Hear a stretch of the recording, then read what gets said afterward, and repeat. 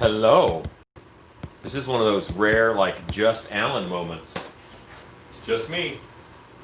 And I'm only on for a while. I've got to sculpt, I got to finish up the Karen sculpture, get her dialed in. So, give me a moment. Okay.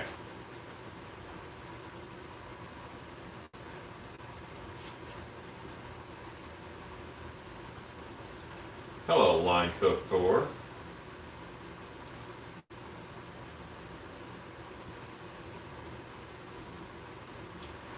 Hello, Michelle Schulte, Chad Smith. You are the first thumbs up, and I thank you.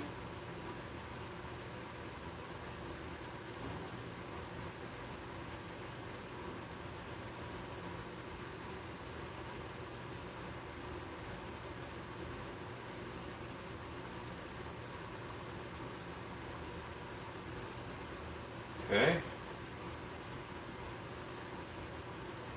I am pulling up my references now on the monitor.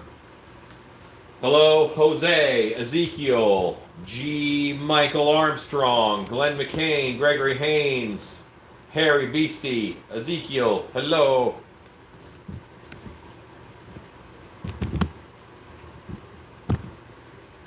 I just thought you knew somebody named Leo that I didn't know, but so I was cool with it. Anyway, let me get my reference up here.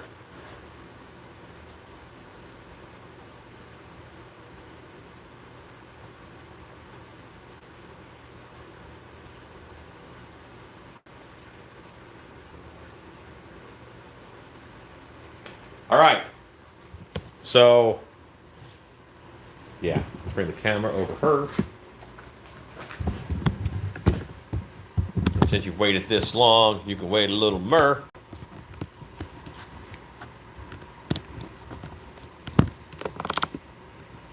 Okay, give me a second. Tonight I am sculpting Karen. And hello, Tickle Hill Cemetery. I don't know how I feel about the name Tickle Hill. And I don't know about that. That kind of gets me somewhere.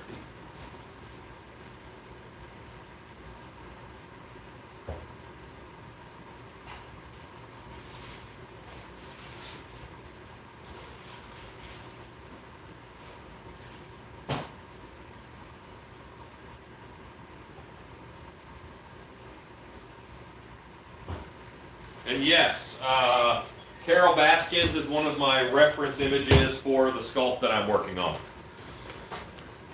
She is not as big of a lady as my sculpture is going to be, but it's time. And I don't have a ton of time this evening. We have family coming into town who I'm going to welcome and decontaminate. Yes, I can do both. We both welcoming and decontamination-y. Hello, Stephen Scott.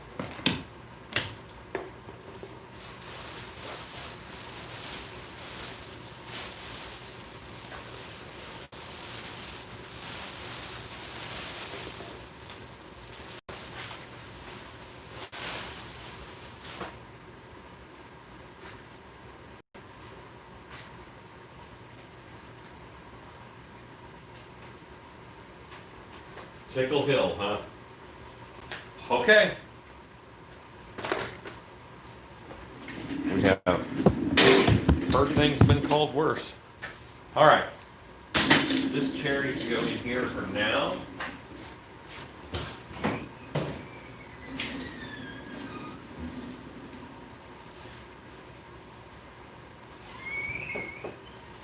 So close to being ready to sculpt.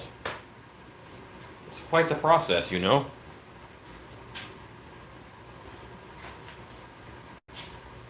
Good afternoon.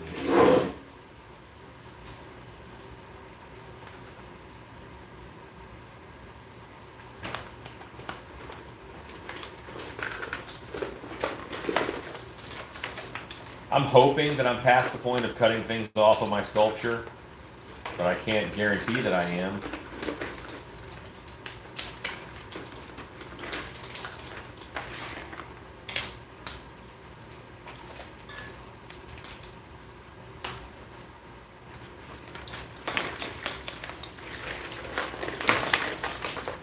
You know what? You just handle those mold locks and stuff as they come up.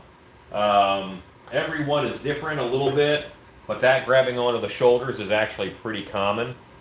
I have one head form where that just happens on it if you don't put your line in the right spot, and way worse than it did yesterday.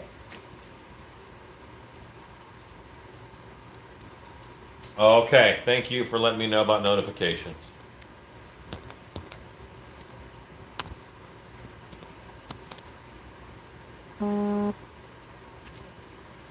Now you probably heard a buzzing. Okay. Let's see what good old Karen looks like here. Okay. G'day. Super. I have a little detail sculpting tool, and I might have to get up and get me some glasses. Because I am El Oldo. And you might say, you might be older than me in years, but I might have you on mileage. I think a lot of my age just comes from mileage.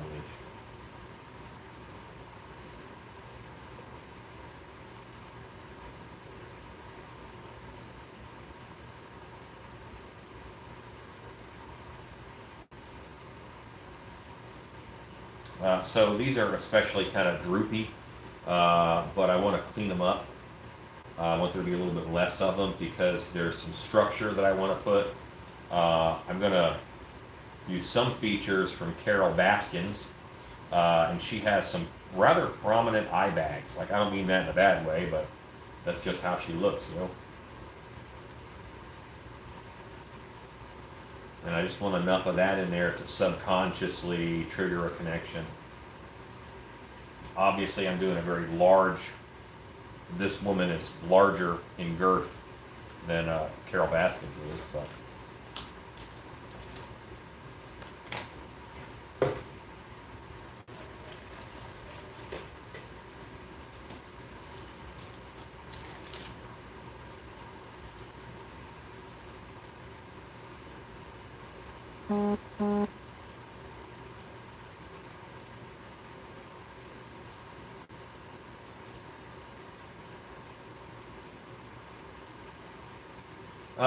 Pretty much. That's what it's going to be like. It'll be, hello, please come to the back porch. Don't touch anything.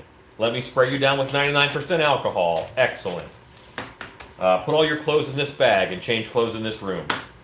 They're coming in from out of town, so we're just making sure that everybody is safe. You know, I don't think that's too weird in these trying times. It's a little weird. I'll admit that.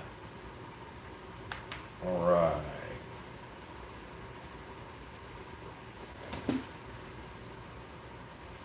So I get so many things eye bags, but most of the time I do it like out of my head. And part of me getting better is I'm going to try to replicate some eye bags that I see on a person.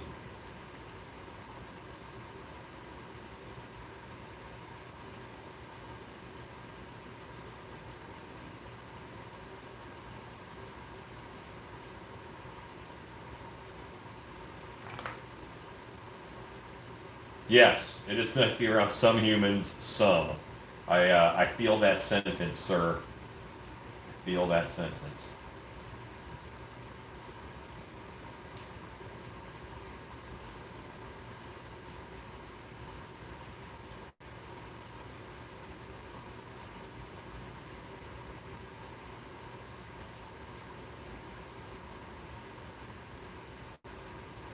Hello, Enigma.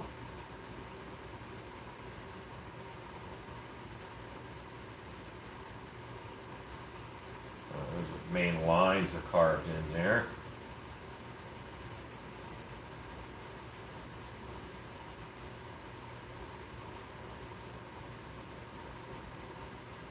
And now, like normal, I'm just going to kind of take the sides off of them, make them look a little more like wrinkles and a little less like just gouges.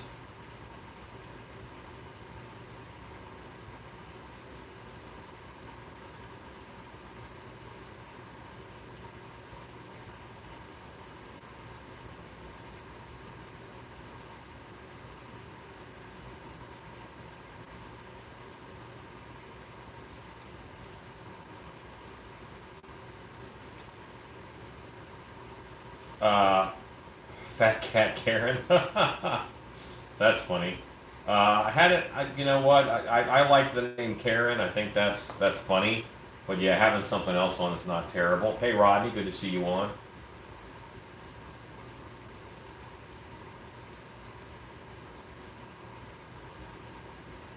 So the clay is a lovely leather hard right now, and what that means is it's stiffer than most clay. Normally clay is pretty squishy. Think about clay like a mud puddle. If it's really wet and you run your finger through the mud puddle, then what's going to happen is that it just fills in right behind you. So you can't leave any detail in it. And then as the mud puddle dries up, there comes a point where you run your finger through it and that trench stays there. That is essentially what the difference is. This clay got to a leather hard state. It's hard enough now where if I put a tool in it, I can really get good detail because it doesn't fill in after it, you know? Sometimes wet clay is like sculpting a little bit with chewing gum because it has that. Robert White, thank you so much. I don't know what that was for, but thank you. For my own sanity, thank you. I appreciate that.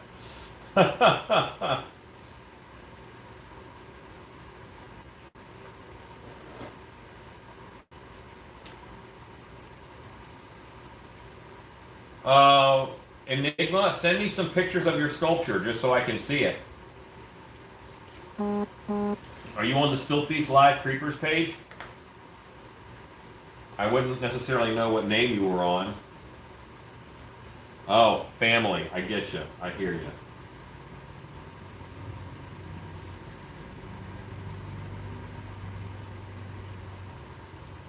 I'm expecting them about 7:30.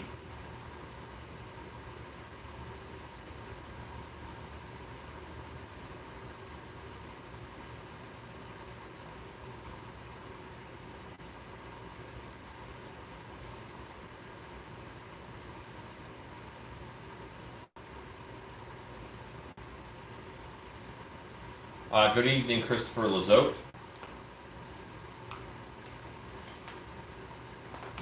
You sculpt, I will sculpt, and you can smoke. Enjoy.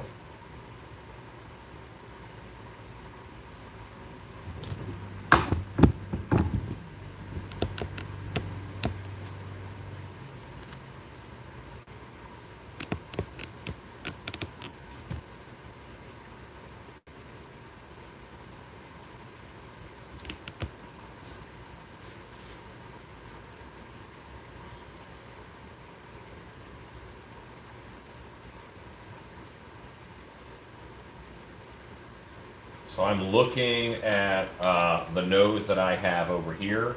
My nose isn't too far off. I'm going to do a little bit of shaping with a tool.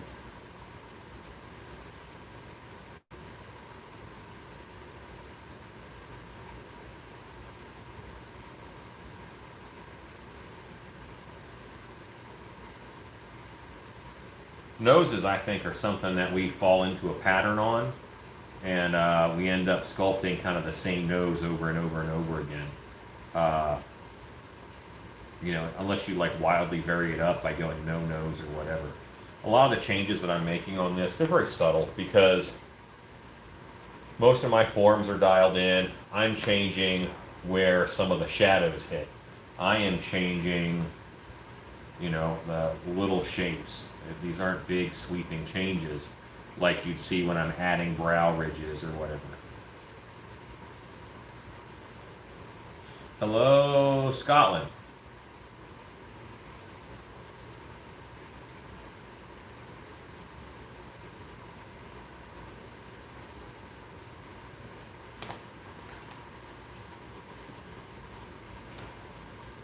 Okay.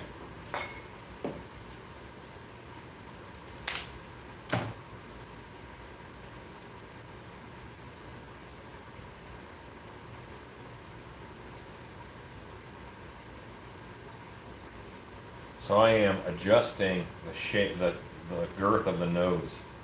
I'm kind of going as thin as I can with it. Because there's an area right here at between the corner of the eye and the edge of the nose that I don't get to do anything with most of the time because it just disappears. Like the nose eats it. And if I can make that area happen, then that is a point to do something sculpturally that I haven't really been able to do. That's a very low risk area to get close to the plaster too, because the mold's always going to come off this way, and it's not like you can kind of scrape the sides of the nose really. It's pretty low risk.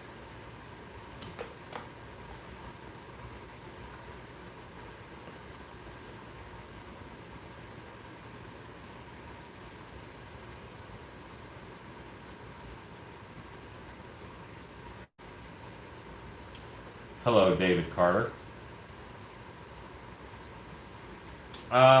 There is a fine line between leather hard and drying out.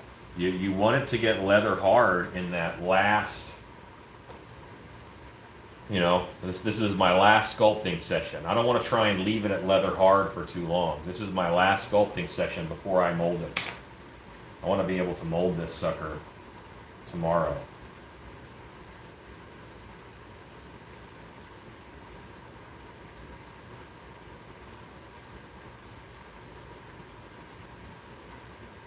And I'm just looking at reference, guys. That's what I'm doing right now. If I put in cheap cuts like Carol Baskins has under here, then I risk losing the fatness of the sculpture. And fatness is something that I was particularly requested to have in this sculpt by the client. So definitely am leaving the sculpture as fat.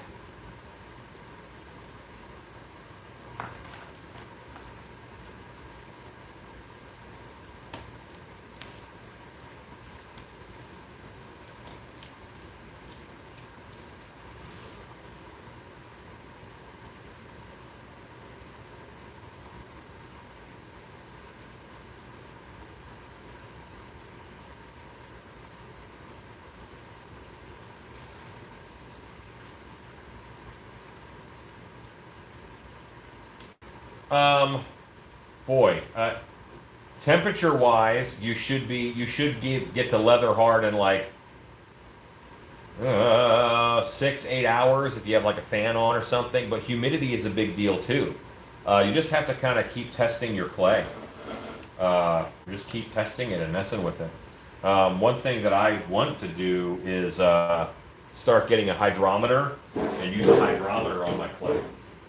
I think that might give me more information.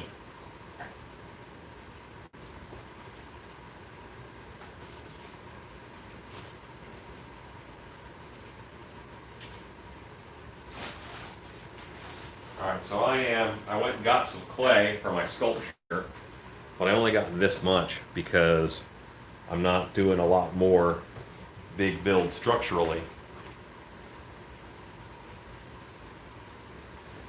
And I'm coming over here.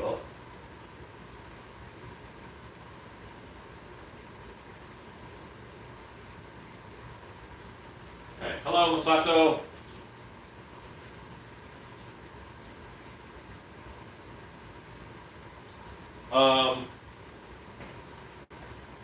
It will not get to because monster clay is waxy, all right? So you're talking about something that's going to be brittle. It'll be more brittle. So, but you can get good details out of it. And if you're spraying it every 10 minutes, you're just working with it too wet. It's too wet and you're not going to get good detail that way.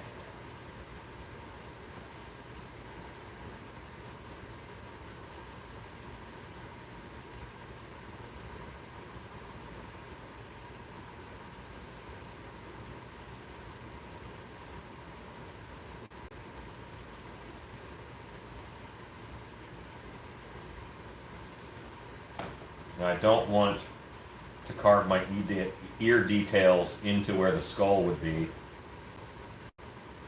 You know what? Water clay is, I like it. I mean, I like water-based clay. I just prefer it.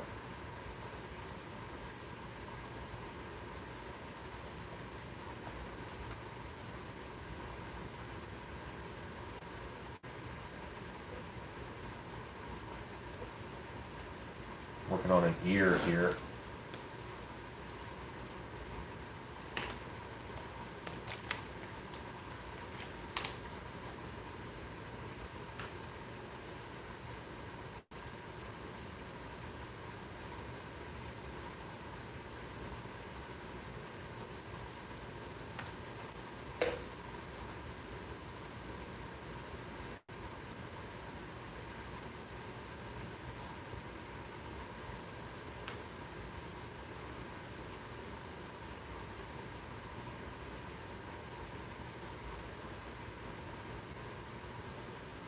It is a little bit harder to learn, simply the water-based clay, simply because there is that added element of having to adjust for temperature and dryness and that kind of thing. This evolves as you're working on it, and it may say, well, I'm done with that part of the process long before you are done with that part of the process. So it is something to keep in mind.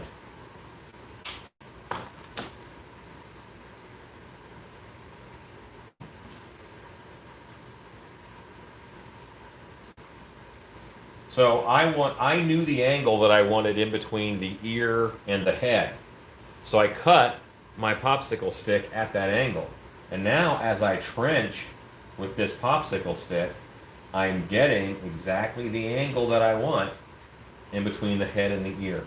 One of the reasons I love popsicle sticks so much is that I can just get them to do whatever I want angle-wise. You know, there's custom tools at your fingertips. Michael Lassiter, I pretty much agree with that. I do tend to pretty much just go with water-based clay, and I actually go with oil-based clay for smaller projects.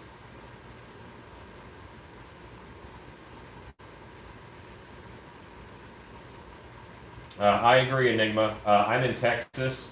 Right now in my shop, it's probably 90. I haven't bothered to turn an air conditioner on because, you know what, if I can just sit here and lose some weight, I'm okay with that. And I know I'm only going to be out here about an hour, hour and a half or so. So,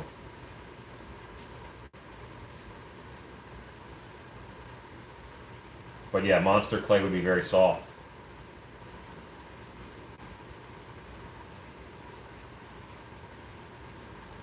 I'm not as good at smaller things detail-wise, so I tend to use the monster clay for that because I can take the time and hone in those details.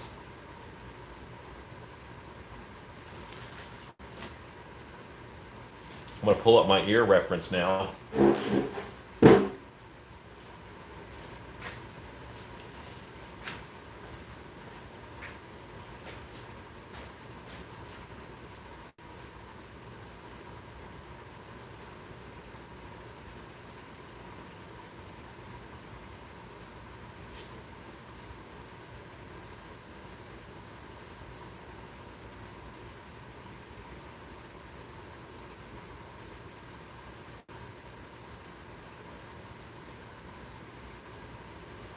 Okay.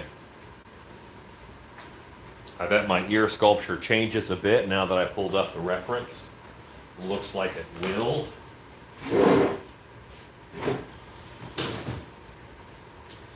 Yes, I used to use Roma quite a bit back when it had sulfur in it. But the world kind of went against sulfur in their clays because of silicone. So yeah, kind of pre the silicone boom, I used to use Roma. But I always liked water-based better.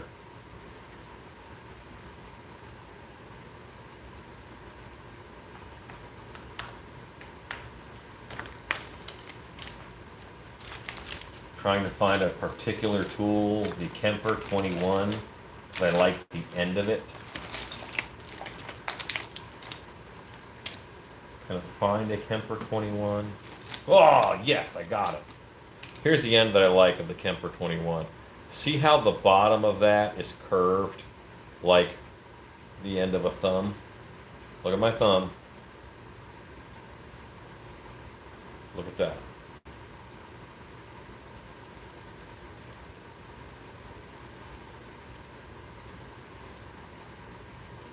Thanks, Hugo. Glad you like the teeth. I appreciate that.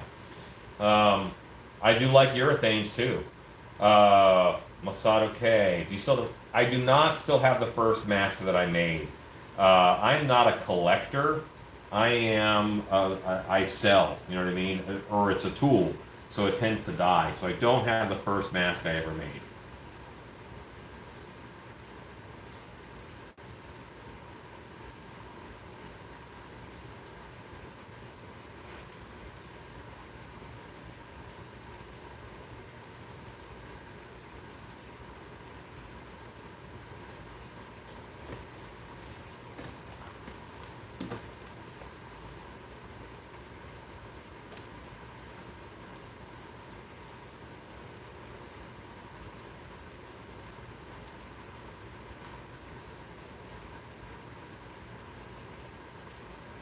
And I'm going to be honest with you, I haven't in a while taken a long time on ears. I kind of fell away and I got lazy on my ears, and I don't like that about myself. So I'm going to spend a little more time working this ear than I normally do. And then I'm going to go over and do it again on the other side. This is where sculpts are made. You know, a lot of sculpts are made and destroyed right in the ear. Sounds like a bit of a ridiculous sentence, but hey.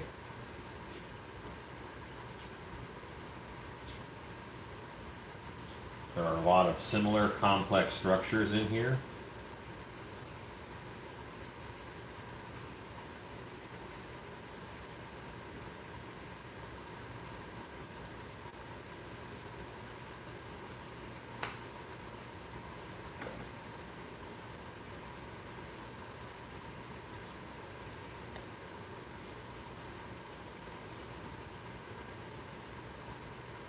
It should be an ugly lady. This to me, when you're putting a mask on a character that's a human, you have to justify that. So I need to make this extreme in the looks department.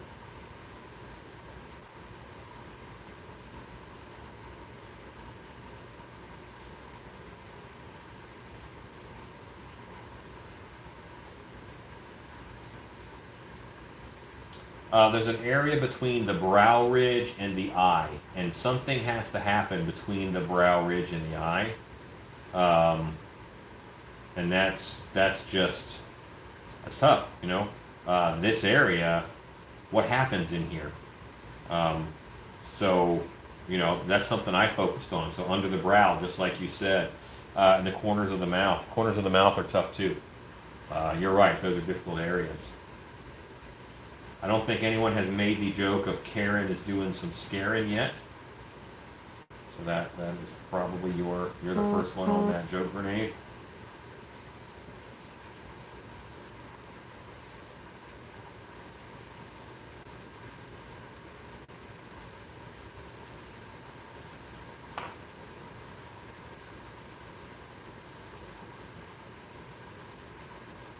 Okay, you dropped an email about the live cast. All right, good deal, Chad. So, for the record, guys, I try to get back to my emails. I get about 150 emails a day that are pertinent, meaning not spam or whatever. I get about 300 emails a day. Some of that is spam. I actually use a program called Maelstrom to help me organize my email and stay on top of it. But I don't always You know, I might only have an hour and a half or so before I fall asleep to process emails. I hate to say that, but you know, if I'm going into detail on someone's sculpture, then that is going to take me 20 minutes, maybe 25 minutes to do the Photoshop for them, touch it up, and then get back to them. So I apologize if emails are late.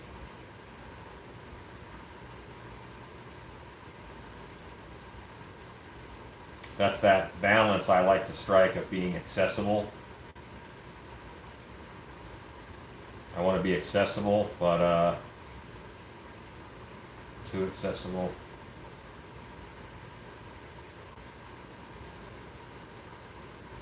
I actually saw Throw Mama from the Train in the theaters.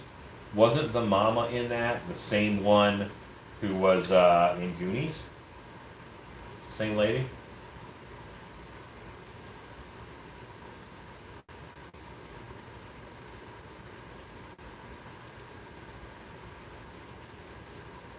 The mama of the crime gang. Okay, this ear is looking way better. It's looking better.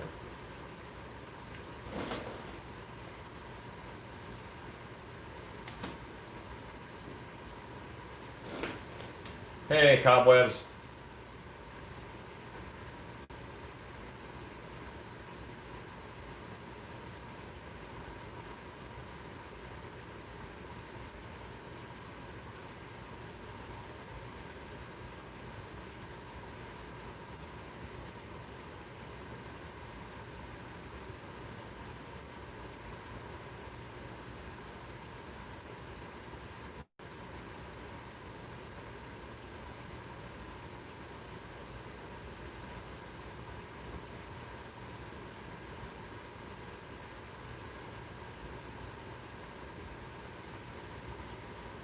Cobwebs, I have a question for you. I have a question for you, cobwebs and candlesticks.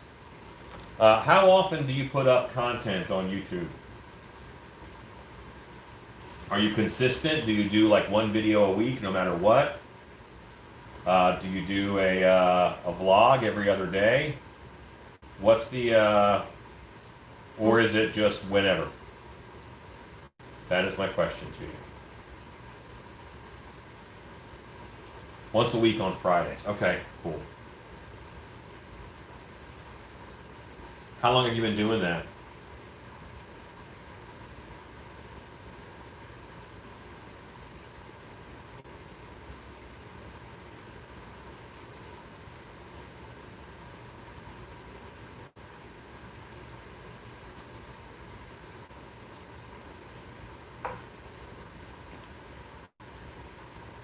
That's awesome.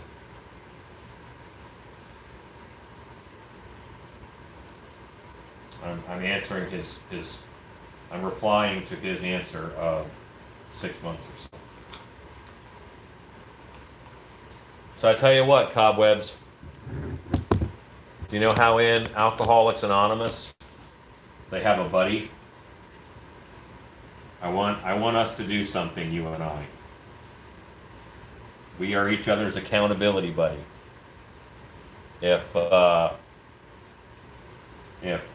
If I fall off the wagon and don't post enough, I want you to message me and say, hey, get the posting on YouTube.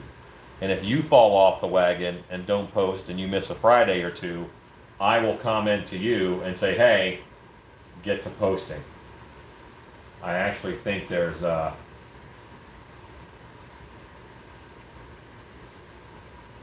I think there's a value in the posting.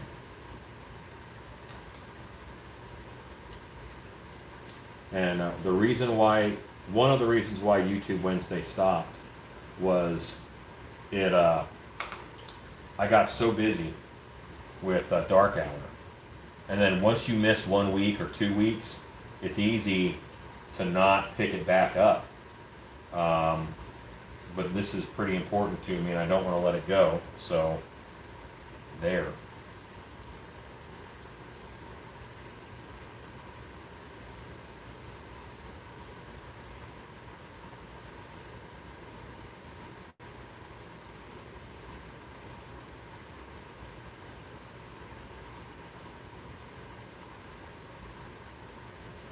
So if you guys look at that ear, um, this is a little heavy.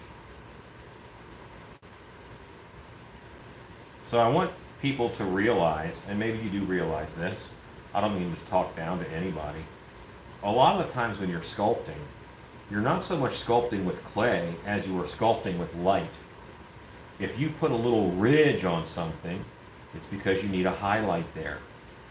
If you shave something down, maybe it needs to be a little more in shadow. So just remember that while you are sculpting in clay, there is a huge light element to what we are doing.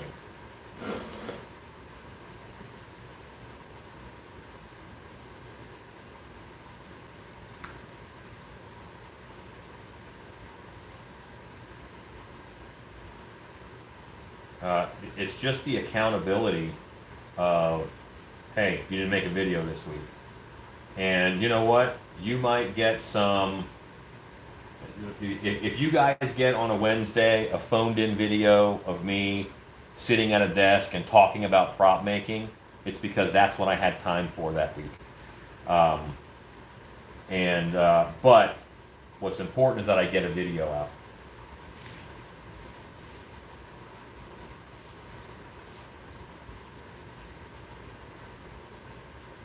Hey, spastic. It's an important way to look at sculpting. A lot of what we're doing is we're working with light and shadow, you know.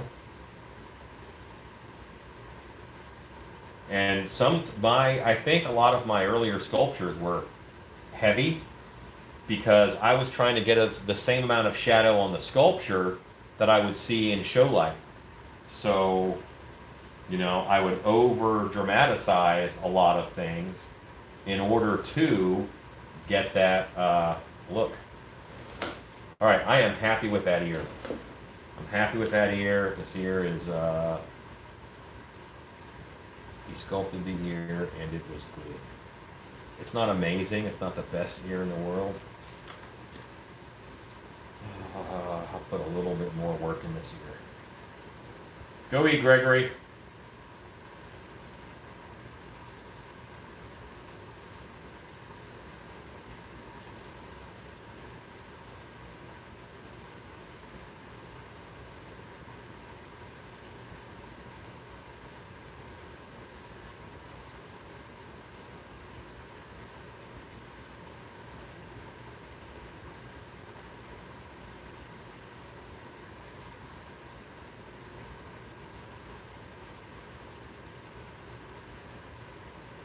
Okay, now I'm happy with that. Let's switch. And I was happy with that part of it. Now I've got to be happy with it this way. And I'm not. So now I worked on the side view of the ear, but now I'm not happy with the front view of the ear. On most people, here's what's crazy. The middle part of the ear actually sticks out further. See, that's the middle of my ear. That's not the edge of my ear. The edge of my ear is back here. The middle of the ear sticks out further than the inside. So that's something that, you know, if you want to be natural, you have to do that on this.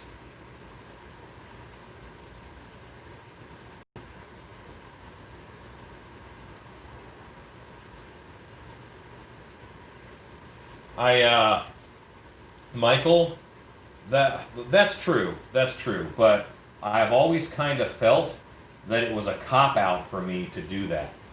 I always felt that way. And maybe that's not the case, and I'm overstepping it. I don't know. I never wanted to get into vlogging. I wanted to do how-to videos. But I think if I can write out a couple good, you know, design notes or whatever, then those might be good videos.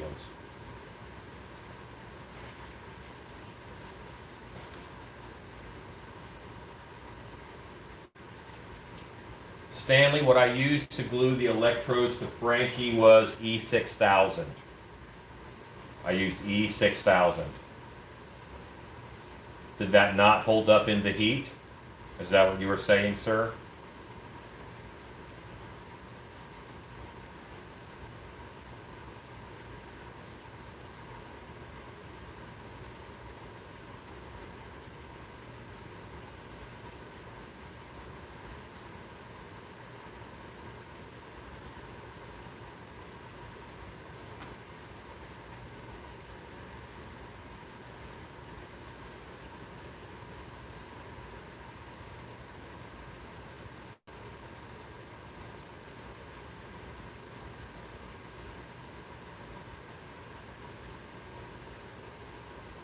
That is a very nice things to say, sir. Cobwebs, I appreciate it. You too, Ezekiel. Just gonna fade back in there. Stanley, are they in the box? Because they were on.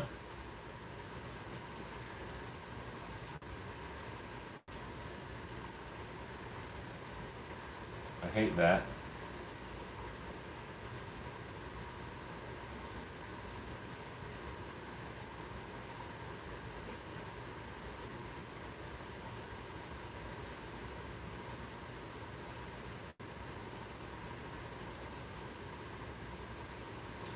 Who's Thank you, Tammy.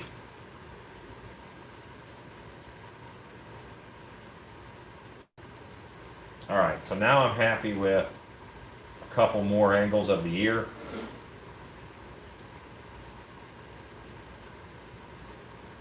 I'm going to switch to this one.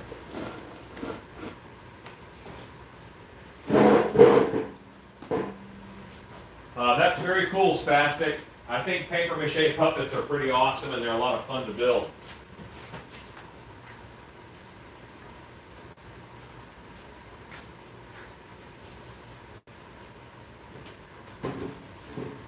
Yeah, E6000. I like it for gluing resin to latex, but they are pretty small. They have a small connection point. I'm sorry that they came off in shipping. I hate that. What I will probably have to do is sculpt ones out of clay and make latex ones. Just because it's easier to glue latex to latex. I have a Sleepy Troll, which is a Jordu shell sculpture, and I got it purely a sculpting reference. When I got it, it had two horns on it, and they were in the box that same way. And he glued it on with super glue, and the super glue has no flex at all. E6000 has some flex, but it's not good with heat in its first, I don't know, 36 or so hours. And I probably should have hung on to that for a day or two before I shipped it, I guess.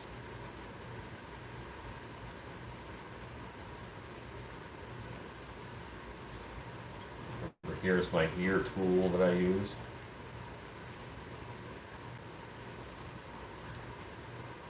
Good. Glad you love it.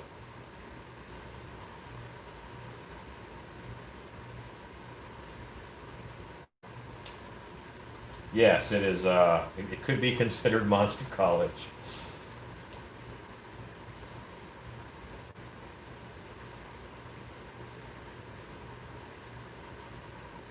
And I think a lot of folks think I just do masks pretty much on my nighttime lives, but there's some costume distressing and things.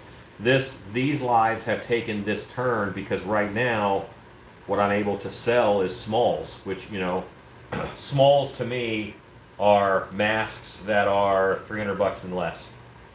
And I'm just having to work to sell more of those because I think the future is kind of uncertain. Collectors and home haunters will gladly buy those. Some home haunters will buy a $1,200 stilt costume, but there's less, and it's harder to get the word out. Trans World, I go there and every pro haunter is there,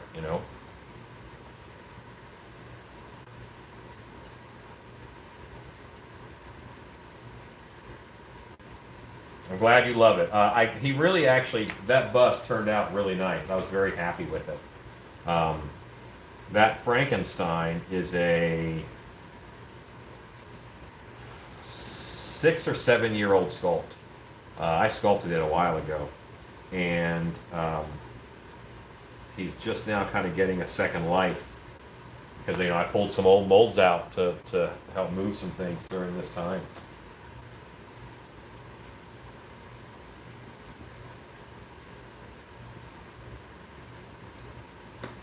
All right.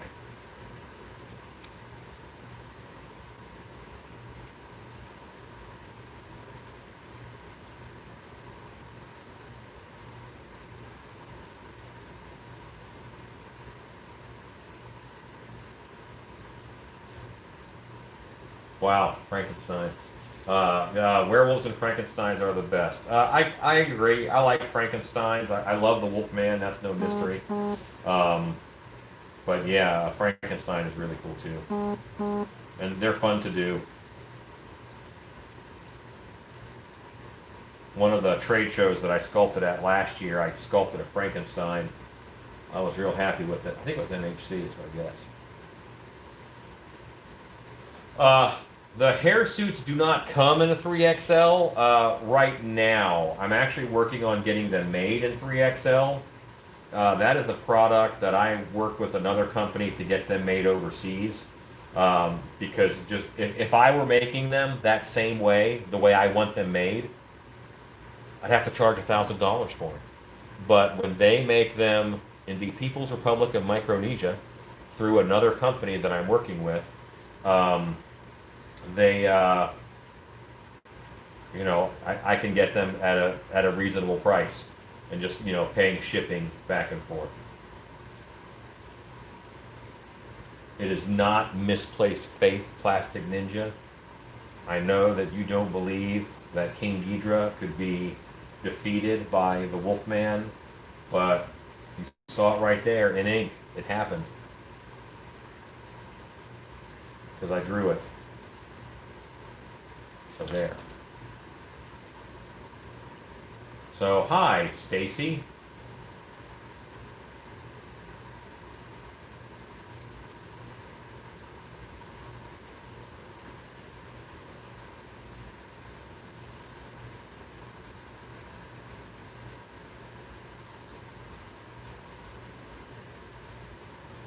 So there's something in my shop that is making a ringing noise.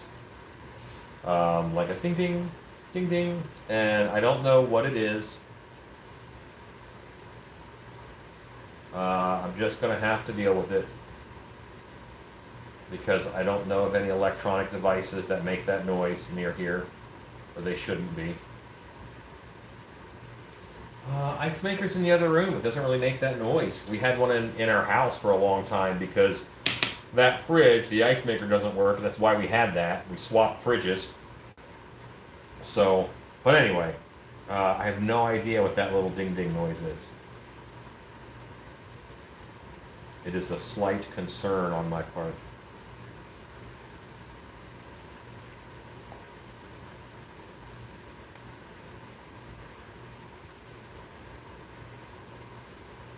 This one I really do have enough.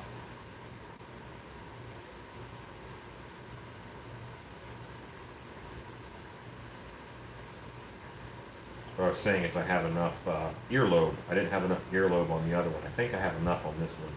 I won't know until everything else gets filled in proportionally.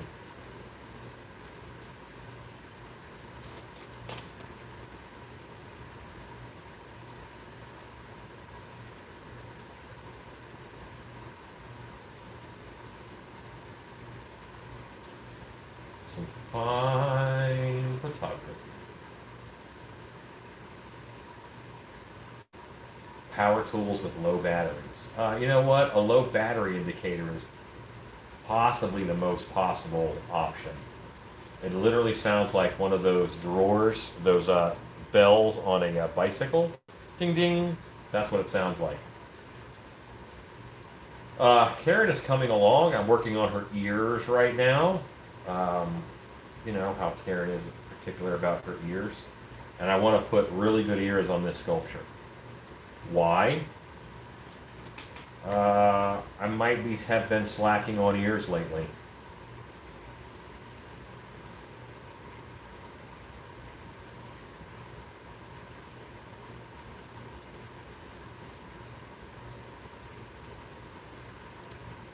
Werewolf of Quinlan is very good. Amazing.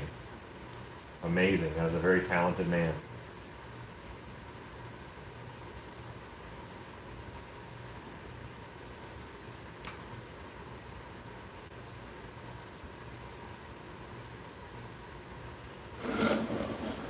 There is Karen's features. I started working on the eye bag some. I'm dialing in the ears. And then I'll probably move to skin texture and dialing in tip of the nose and things. But I should be on texture here shortly. And the clay is leather hard, so it's getting down.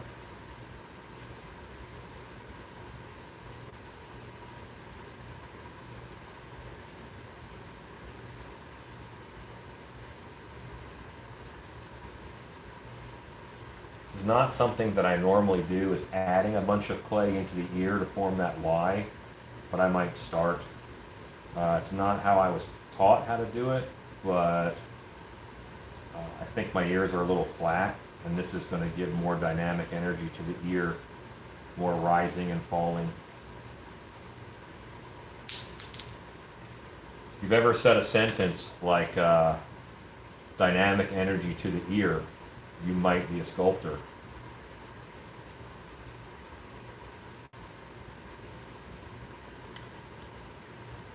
But everything has energy, you know.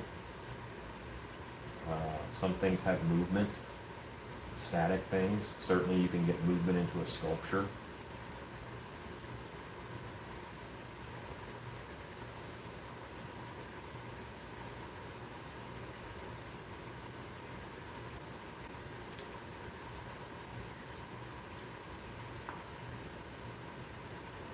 Oh, you know what? And ears are one of the hardest part of the sculpt. So if you have sat down and sculpted, 10 ears, by the time you get to a whole sculpture, the hardest part is not going to be the hardest part. Had a little bit more lobe than I needed, low-wise. Low-wise earlobes. One thing that you could do is just take a little chunk out of the earlobe and then blend it off, and that's going to look like a little dimple of fat. You think about bone or muscle, they don't have those little chunks and dimples out. That's a little bit of cellulite. You don't see that on other features. So if I want to tell people the ear is soft and doughy and malleable, I can take a little chunk out of that. Well, Michael, Rodney asked me for advice, and the two things I told him to do was make an ear, sculpt ears, and then make a skull. So we're on the same page.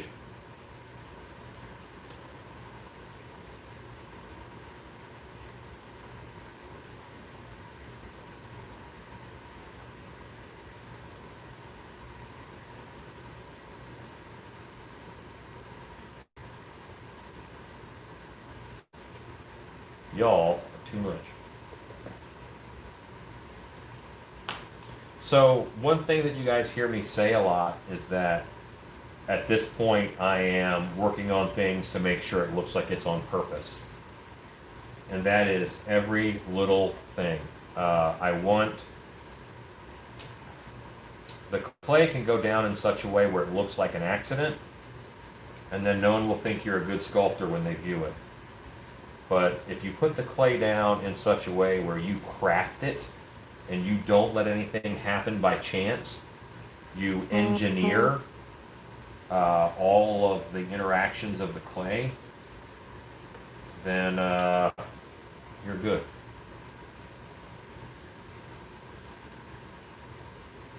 There are times when I wish that I could engineer interactions with people the way that you can engineer clay.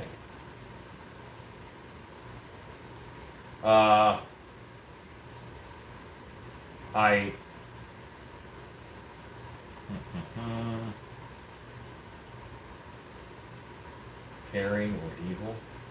Yes, I study anatomy. Like I always study anatomy. I don't mean college-wise. I mean like I get a book out and I look at it and I look at pictures online. HDR photos are so awesome for looking at skin textures and anatomy. HDR photography.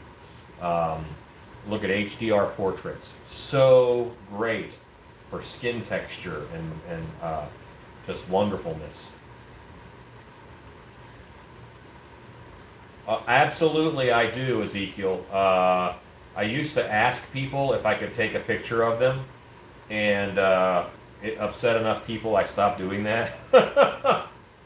But yes, I do. So now I just stare at them for a while until they're freaked out, and then I stare at them more.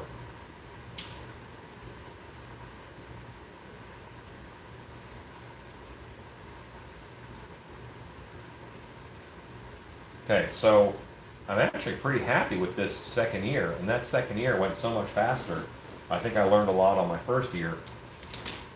Um, and really, of course, all the other years I've done before, but I've been phoning in ears lately, and I don't like it. That's a backslide. I've been relying on power in other areas, um, and if you are strong enough to, I've been making sculptures that are strong enough to bounce their eye around, then you can get away with the crummy ear, and I've been getting away with crummy ears, and I don't want to do that.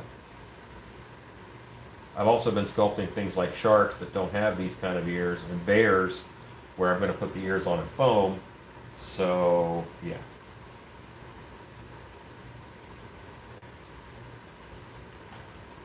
These are probably the best ears I've sculpted in a year. And that's probably not good.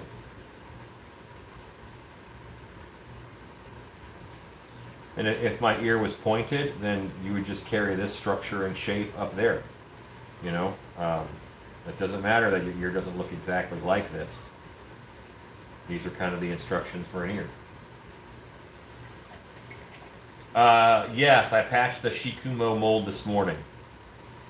And I'm letting that patch become secure, and then I will mold it. I will do a pour probably tomorrow.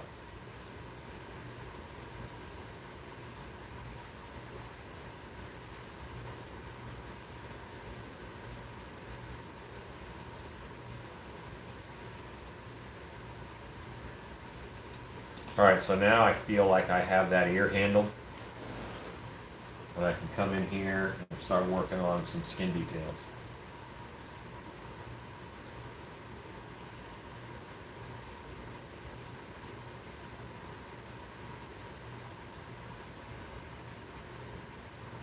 And these are not skin details that you guys will see from your vantage point. I'm sorry about that.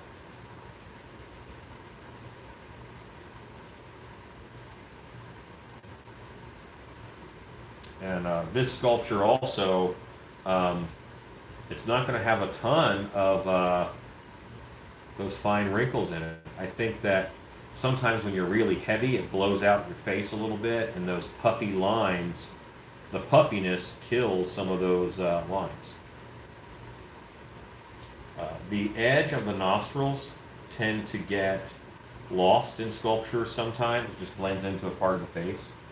So I try to redefine the edges of my nose nostril because that does have a little fold over.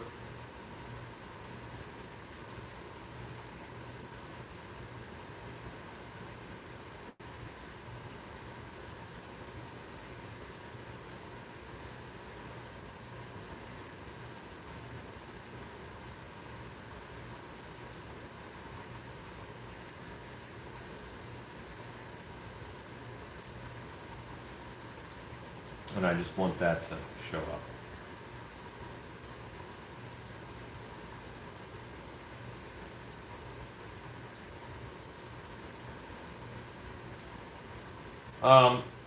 He should have taken points off. I'll be honest with you, John. The most that I learned from Face Off was from Glenn's critique and the other very nice man who was on there, Neville Page. I learned a lot from listening to their critiques of other people's sculpture. It didn't have to be my sculpture. Um, I learned a lot from that. They gave really good advice. You know, anytime they said that what that person was doing wrong, I could take that back to my sculpts and say, well, am I doing that wrong? How am I handling that issue that came up for that person?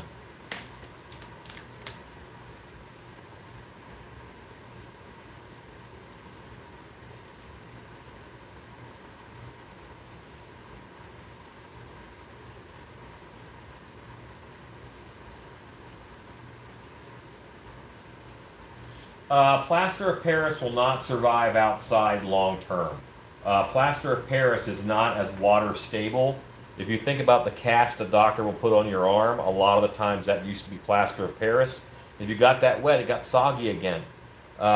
It's not, it doesn't truly crystallize. It hardens. It does not crystallize the same way that Hydrocal and Ultracal do. I actually am going to do a video very soon on one of these YouTube Wednesdays coming up in the next couple weeks where I take Plaster of Paris, Hydrocal, Ultracal,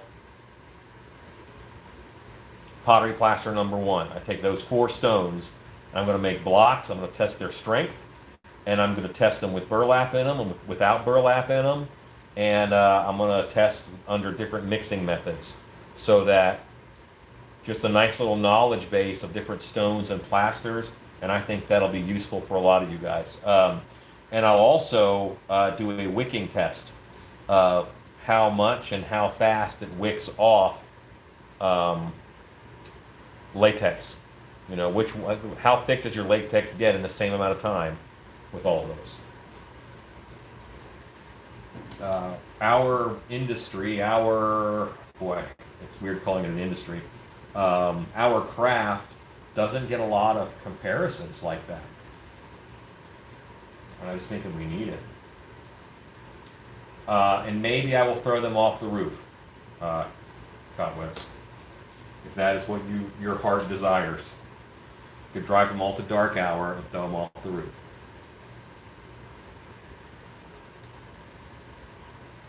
This eye bag lays on the nose, and that's a little ridiculous. Let's fix that. That is something that... Here's a sentence that's going to sound weird. When you look at your sculpture, pretend company is coming over. If company isn't coming over, then it's okay for your underwear to be sitting on the floor in the guest bathroom. That's perfectly fine. It's normal. Okay, that's not too weird. That's fine. But if company comes over, you don't want people to see that, so you fix it. You might take down some cobwebs that you have been living with and you're okay with, but they're still cobwebs, and you don't want people to think that you're kind of a slob. When I'm looking at my sculpture right now, I'm in the later phases. Pretend company is coming over. There are things on this sculpture that there are things on this sculpture that I've been living with and I've been letting go because I was just okay with it. But now I've got to pretend company is coming over, and I want to fix all those little things. It's a little thing, but a lot of little things all fixed make the sculpture way more awesome.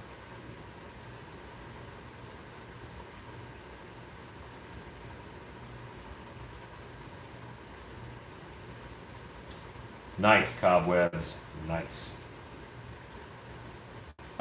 Brandon, what do you mean by close? You have no close pottery supply places. Do you have one within 4 hours? If you have one within 4 hours, I highly urge you to do that.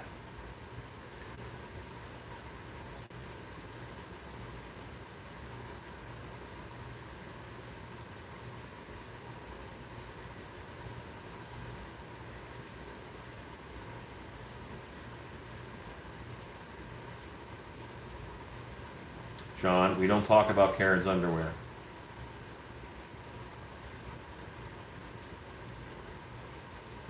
Hey, listen, I needed that adhesive hair test. That was important to my needs.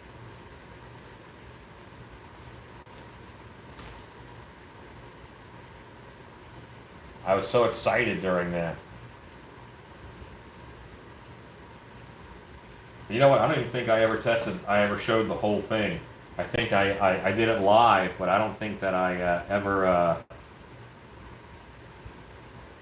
don't think that I posted an edited video of all the results.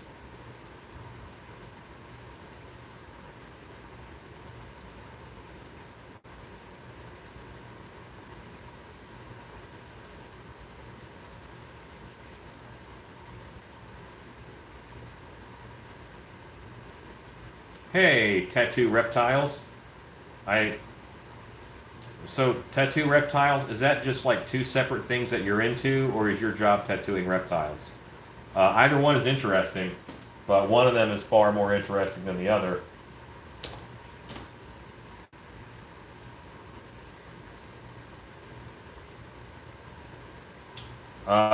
Then Brandon, I would make a day out of it. Go buy yourself the stuff because you're going to spend less in gas than you will on shipping. I guarantee you. And you're going to go see them in person. You might see something in the store you might not have seen online. Um, but I highly suggest you go do it in person. Um, Simply because the money on shipping, that is wasted money. Um, and you know that if you're willing to put in a little bit of time, then you can get more of the product for the same amount of money.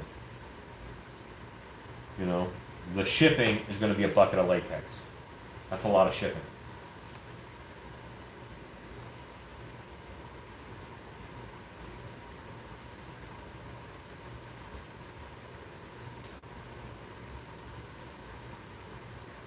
Got it, tattoo reptiles. Understood. Chad, I'm never done with a sculpture. You know, there's always more to do on it. I just time wise, sometimes you have to call it finished. You got to call it finished.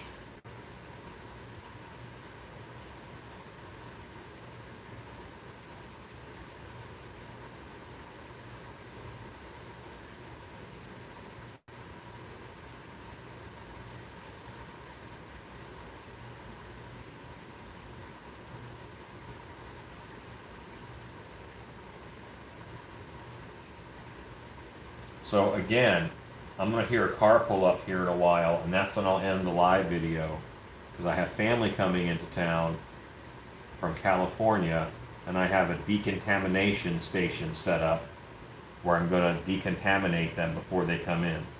Right before they left, like the day before they got on the airplane this morning, they were tested for COVID.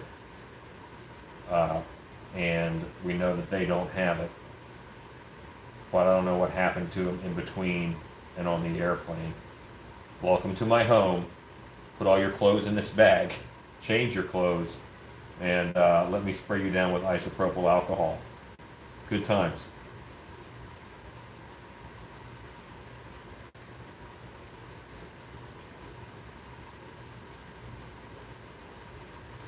If you are putting in a line to show some stress somewhere, then that line should not be wavy. That line should be very straight. If you think about a tendon that is working and that is under some pressure, that's a very straight tendon. You know, they're just not wavy. It's not how they are. So if you're putting in stress lines, just make sure they're straight.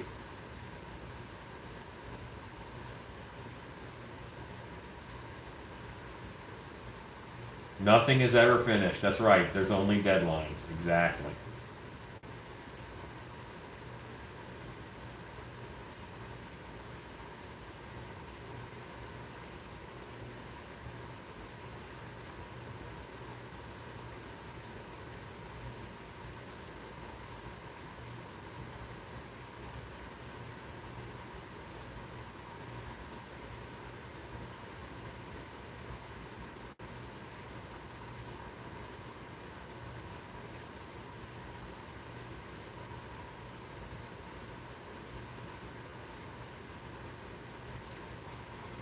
I wanted to put a little bit of stress right in here, just on the corners of the mouth. A little bit of extra, oof. Yeah. Yeah, if your shipping is a bucket of clay, is a bucket of latex, you know, then by driving, you got material for 10 free masks, 15 free masks, whatever. Tattoo, what part of England are you in?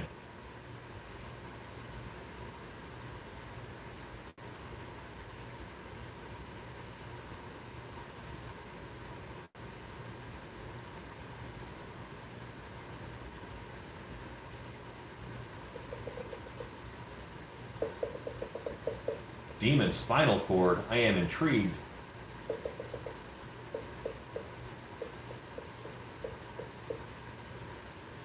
Okay, so at this point, I need to go to references. I need to go to some references to tell me what to do with this. The difference is that I don't think it's done. I know my brain, our brains don't hold on to details well. So, Shakespeare's Town, awesome. I need to go to a picture to pull details from to put on this. It's just going to be a similar picture. It won't be one that's exact. Shakespeare's Town. That's cool. I want to visit the UK one day and do like a haunted house tour of the UK, you know, hit England, Ireland, Scotland. I have some friends over there who do haunted houses and just see their stuff, you know.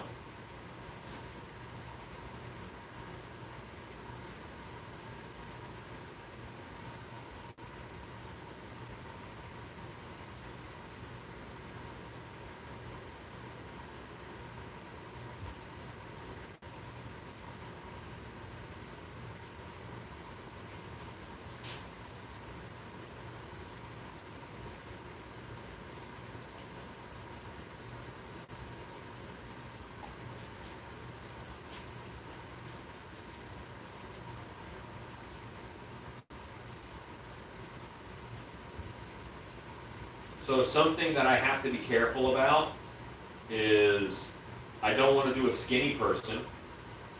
I need to get the correct details for a person who's a little bit heavier.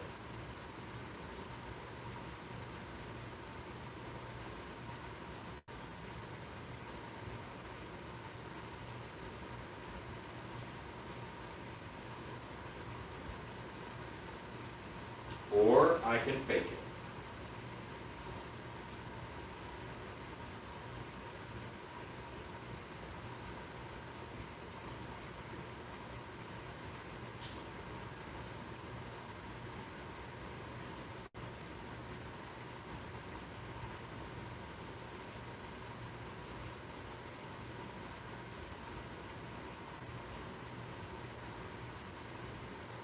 Here's a nice HDR portrait. And I'm just going to look in here. This is an older person, so I've got some sagginess. I have sagginess on mine. There are some excellent sculptors out there, like, say, Paul Holster is one they have this lumpiness to their work. But it's very organic and it's just so well done. It's just beautiful lumpiness. And I likes it.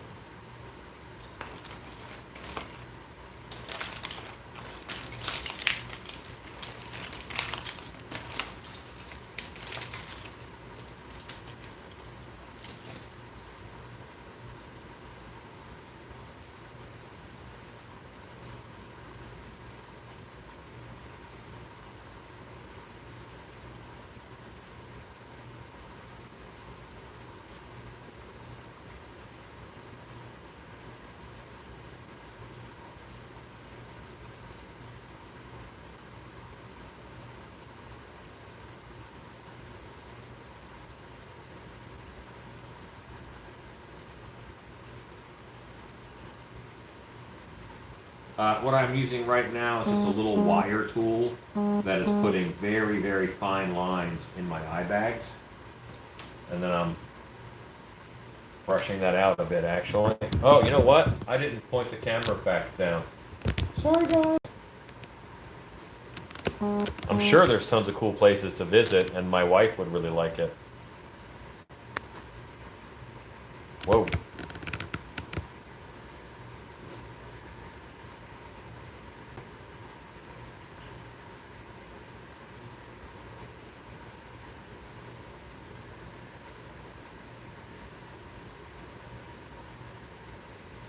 Okay.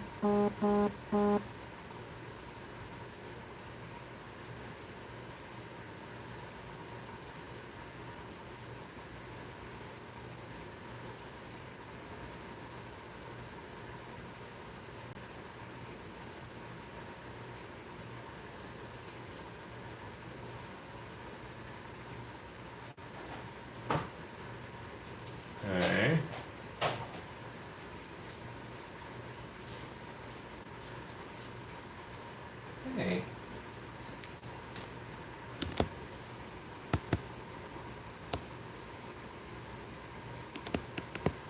There's Boris. He came for a visit.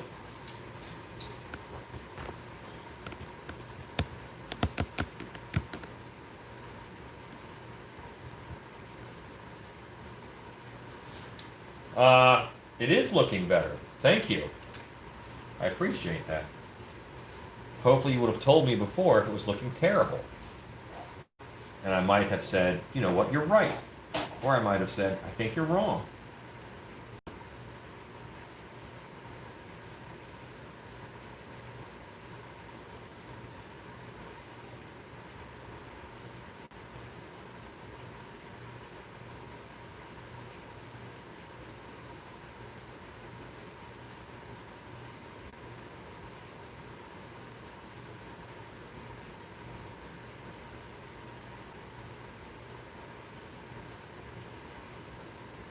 I don't want to put Wrinkle Fest on this sculpture, but there is room for some things happening with the skin.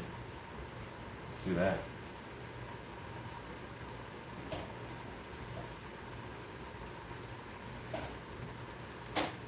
This clay is at a real good dryness right now. I'm liking what they've got.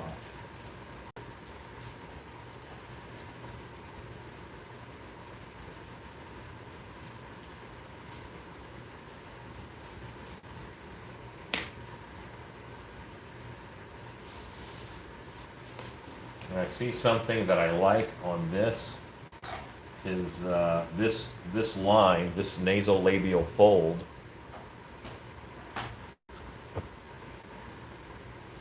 I wish there was a dial, like, to control how much it zoomed in.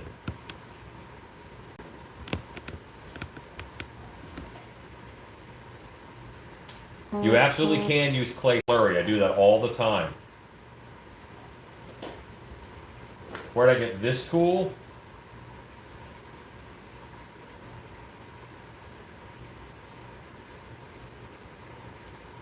I bought this from Biddy Mold Supply, and this is a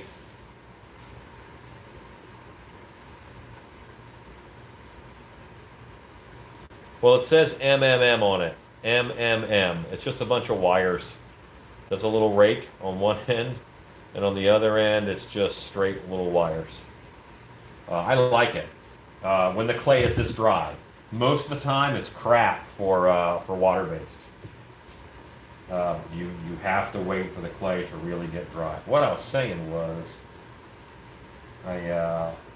this guy's face that I'm looking at down here, this line kicks over a little bit, and that's not something you normally account for. That's a twerk of his, or it's not a twerk. Let's use different language. It's a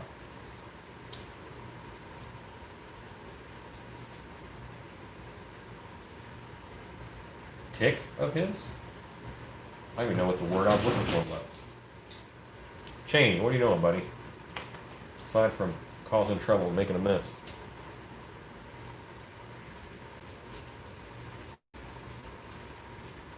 The dogs are in a state right now where they want to get into everything, like time of day wise.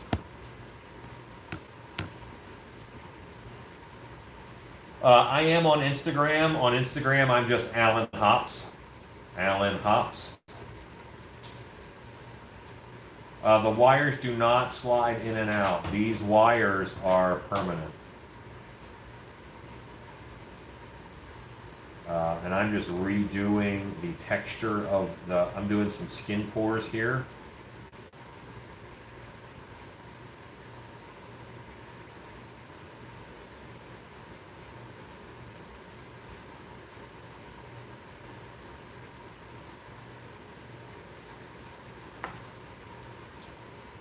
And I'm just using this to make some texture lines coming up.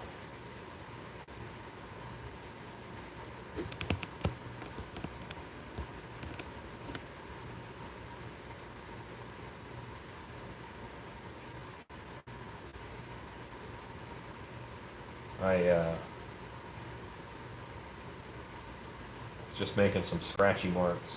And you know, sometimes that's all you need.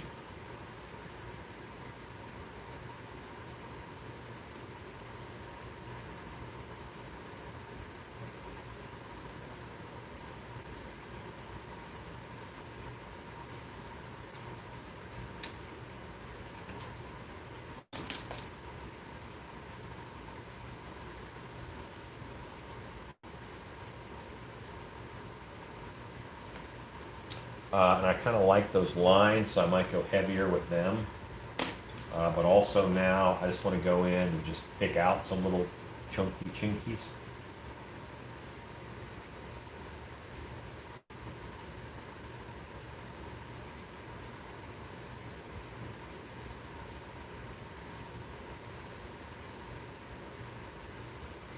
I do not want this to be even. I don't want to make these symmetrical. This is character that happened to the face.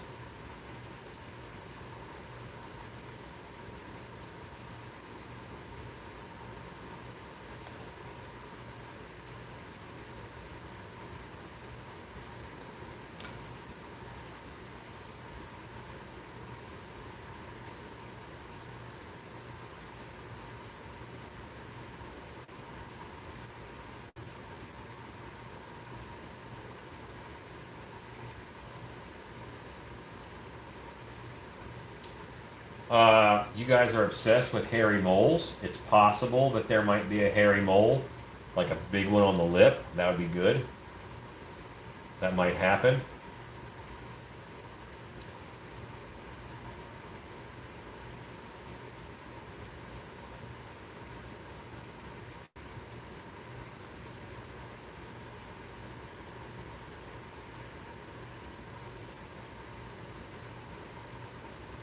Just dotting in some texture here on the cheek.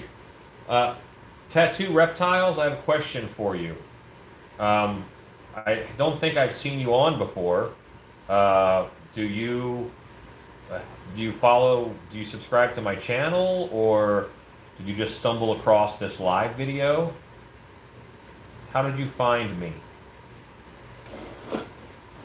How did you find me?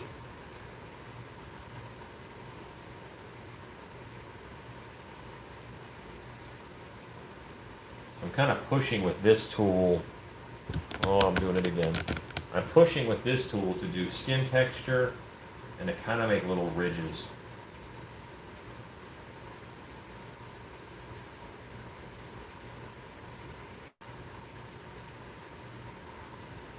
There's just a lot happening.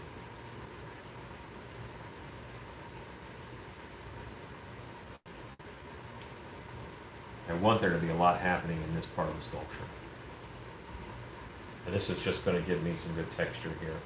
And vary up your textures. Don't do one texture over the whole thing. In my opinion, I find the sculptures that I really like are kind of segmented into different areas of texture.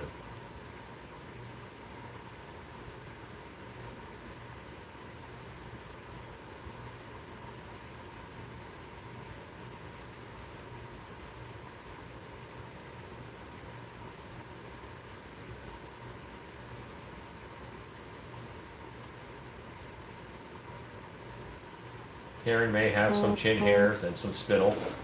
That's possible.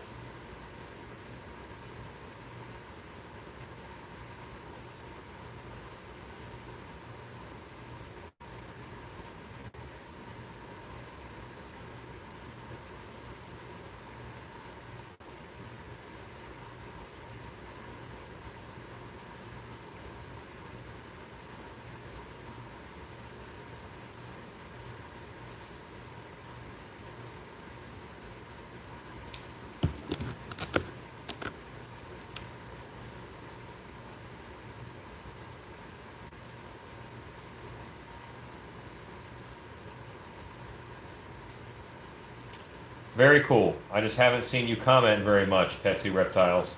Now, I don't see all the names because a lot of times someone else is reading comments for me. But good to see you on.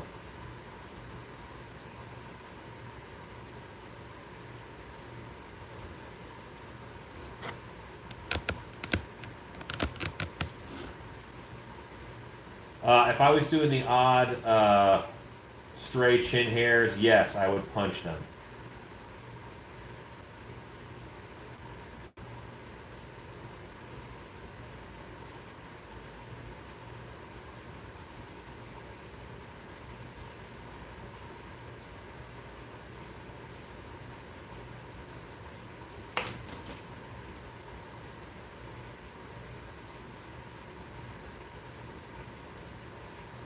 Okay. So I should probably polish up these teeth while I'm here, right?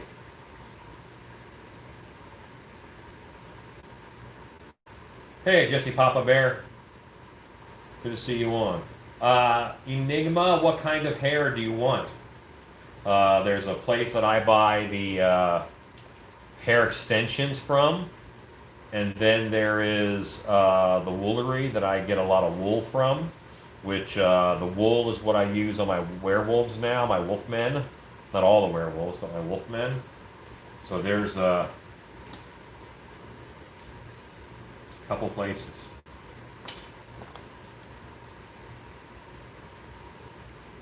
Thanks. Yeah, the texture does help, I find.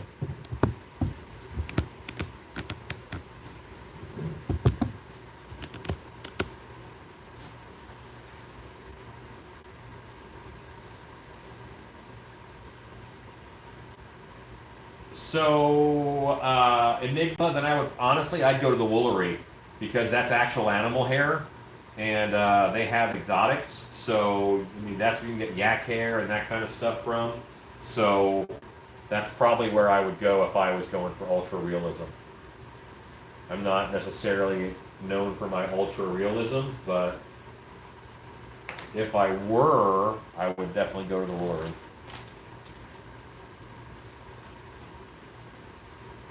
Yeah, so there's a sculpture set at Biddy Mold Supply, and I bought that sculpture set, and it has a loop tool and this rake, and that's the other end of the loop tool. This loop tool is really great.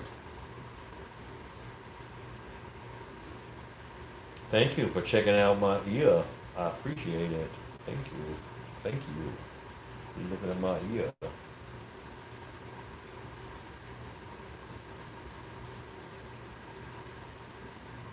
For the werewolves Enigma, I'm using caracal wool, but it all depends. I think I want, like, because she's from the 1800s, so it's big. I want big, scary hair, I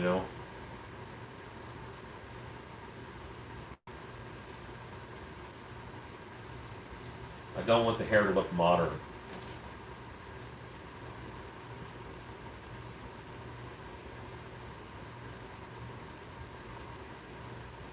What do I have control of on this sculpture? Why wouldn't I want that to be as nice as I can? Why wouldn't I want to get that as nice as I can before I have to mold it? And I think you should always be in the mindset of not I have to mold it, or not I get to mold it, but I have to mold it. I don't ever want to feel finished with my sculpture, because there's always a way to make it better. There's always a way to make it better. And if you sit and pick at it long enough, you will.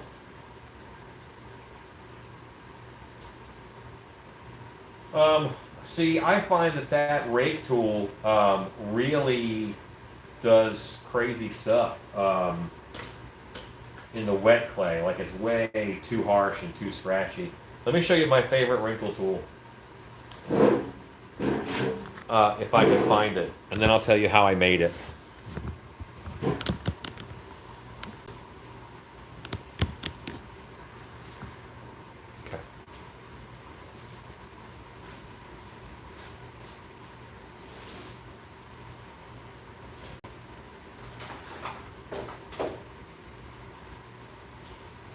This.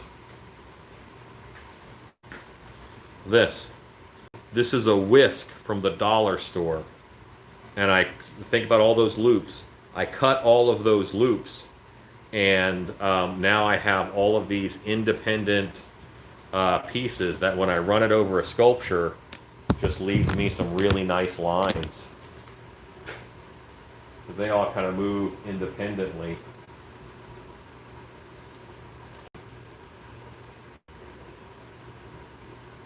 And they're all doing, you know, kind of the same thing, but they're all doing their own thing, and they're responding to the sculpture itself.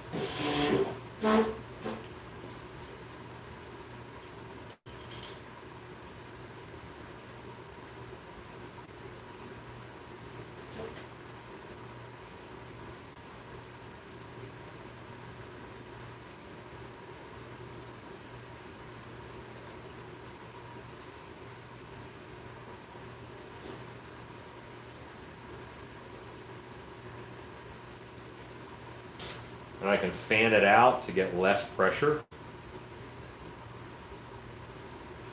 Think about some different sized whisks that you could get and then curl out and make into that tool.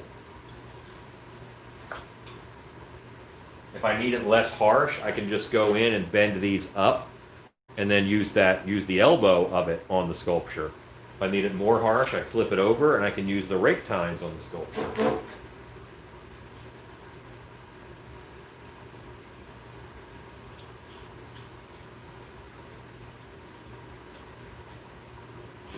Good night, Tattoo Reptiles. Thanks for hanging out with us.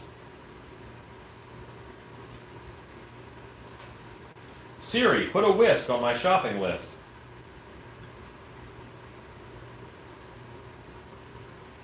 Siri? What? Not Siri. You made me say Siri, Ezekiel. Alexa, put a whisk on my shopping list. I added whisk to your shopping list. Yeah. Okay, so for pores, there's the Kemper W21, and this one I just showed you. So here's the Kemper 21.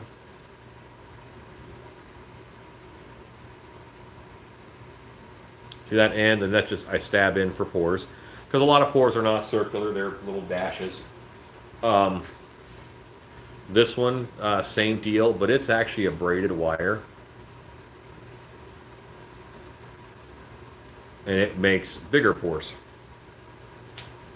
And this guy is the Silicone Tip Tool, and it makes like little triangular tools that I can drag out.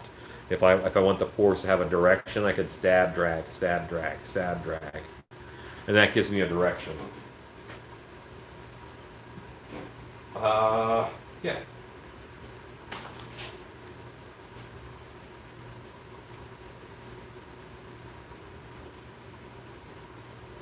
I was all wondering why Siri wasn't responding to me. Wasn't Siri? I don't have Siri. Oh, and another good pour tool is just a nice little ball stylus. It's that tiny ball. On the other end is a slightly larger ball. Tink, tink, tink.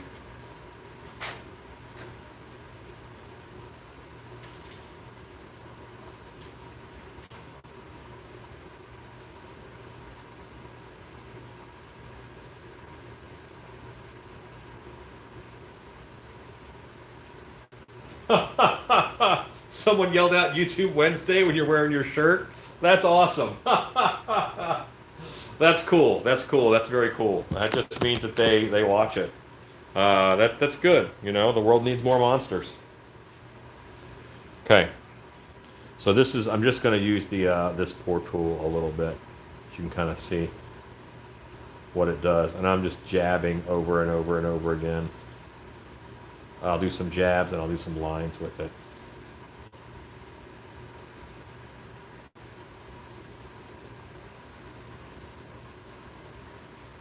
Okay. That is the little ball stylus. Not getting a lot done on my sculpture here, guys. This is the silicone tip tool.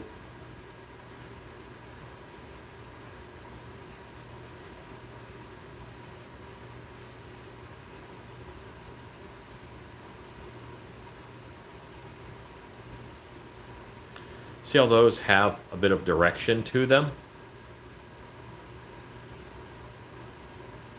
These are actually really good leading up this part of the face. Those are some bigger pores, but they have lines on them.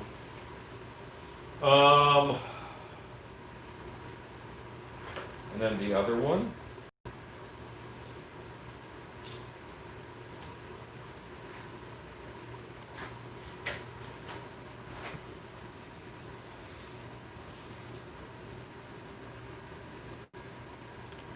When you're doing pores, make sure that your tool is clean, because a little chunk of clay stuck on the end of that tool sure will make a difference.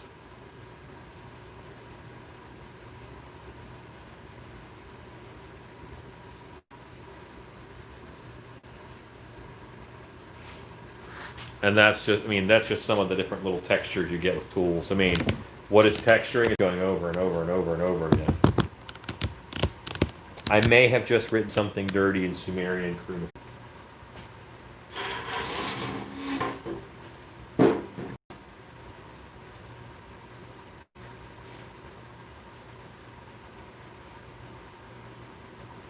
Well, today I mowed my lawn, and I got to play in the shop for a little bit. I've been sculpting for real since about 1990. Well, I've been sculpting since 1995, but really trying 2014 maybe. Really trying to get better 2014.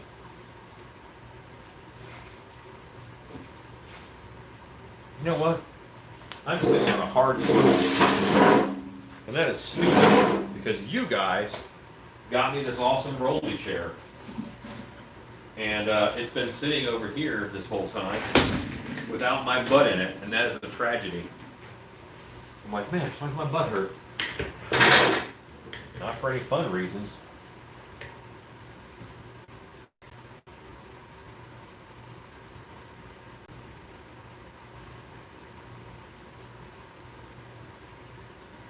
So now I'm trying to do some of that lumpiness. It's a loose lumpiness that other people are good at. And I just like it. If there is a tool that gets away from me more than any other tool, it is most certainly the Kemper W21. I bet if you took all of my sculpting videos on YouTube, there would be 2 full hours of me looking for the Kemper W21. I found it. Swatch.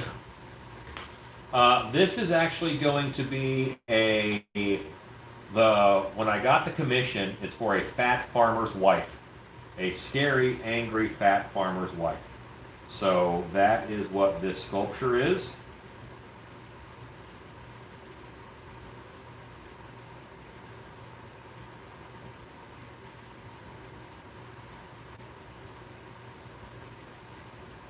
And there's this casual blobbiness.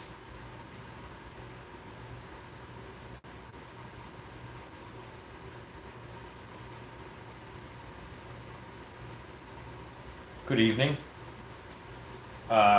Yes, I did just put some clay in my mouth to soften it. It tasted as bad as you thought it would.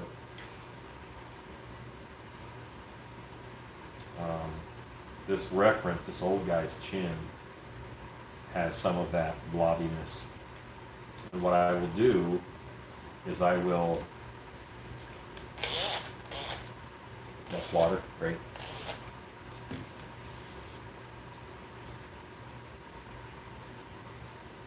Oh, put a piece of tape on it like a flag. That's a great idea.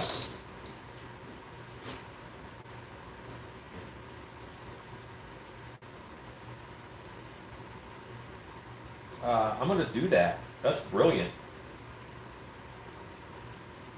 Joanne Crowley teaching me things. One day I'll teach her how to put up a profile picture on YouTube. Then I'll teach Ezekiel. Because they're just colors.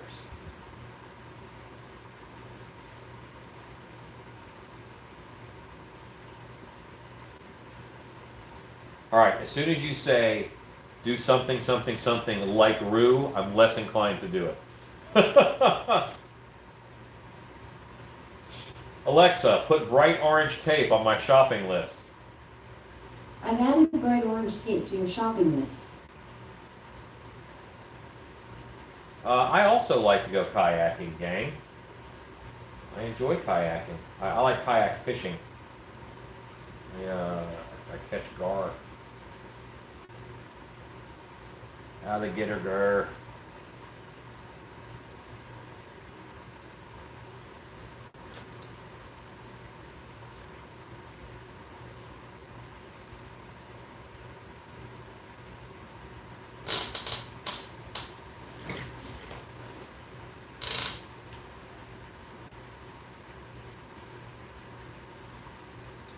Yeah, I don't know how those guys do all their blobs and whatnot, but I know how I'm doing mine.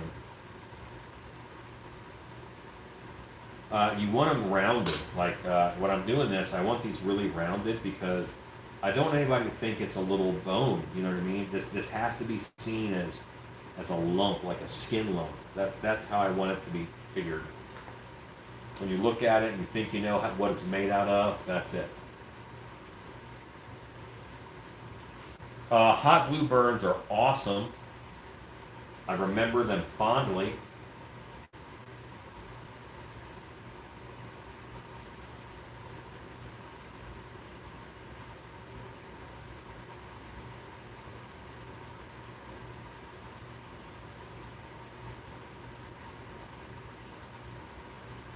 Are my little lumps too small? Are they all, I don't want them all to be the same size. I'm going to go ahead and put a bigger lump.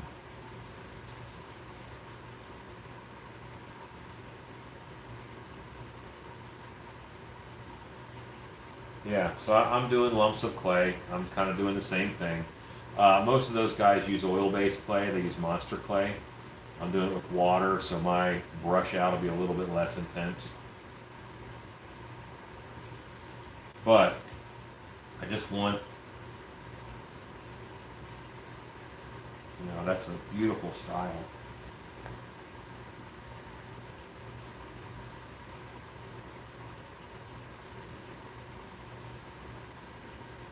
I don't ever want to steal someone else's, sculpting style, but if there's stuff in it like, you could at least pilfer it a little bit and adapt it to what you do.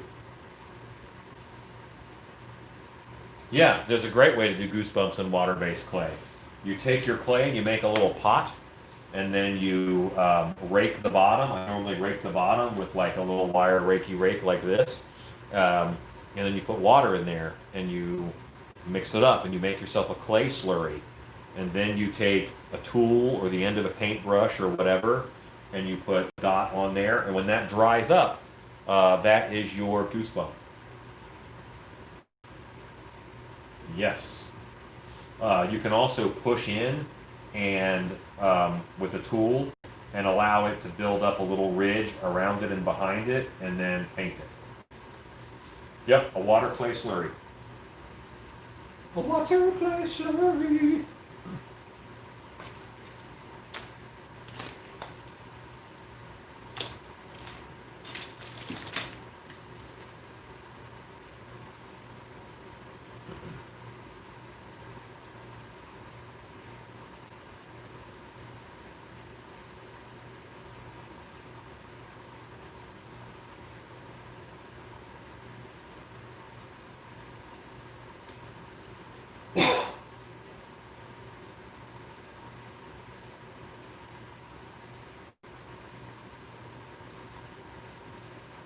So the other day, I thought I was getting sick because my throat really hurt. And then I realized I wasn't getting sick, but I had been live at dark hour for 4 hours. And then I came home and I went live for me for 5-6 hours. And I just hurt my throat talking. That's what it was.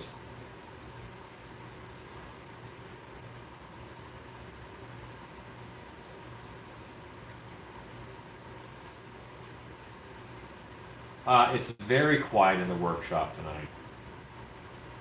And yes, I have seen a gold alligator gar. Thanks. I saw a beautiful golden spotted alligator gar. I tried to catch him, and he was not interested in my advances.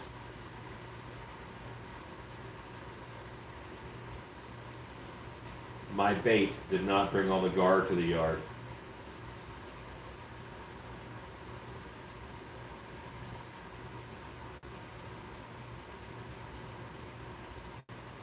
Beautiful animal.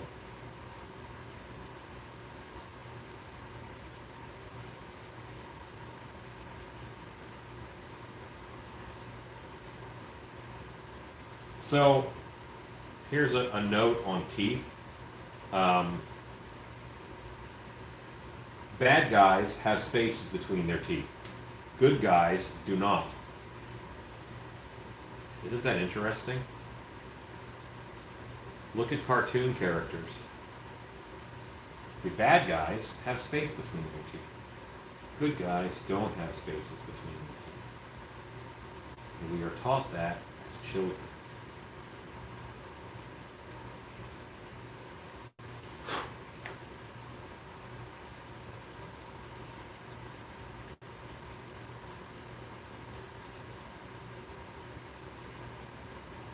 Just really refining the shape of those teeth.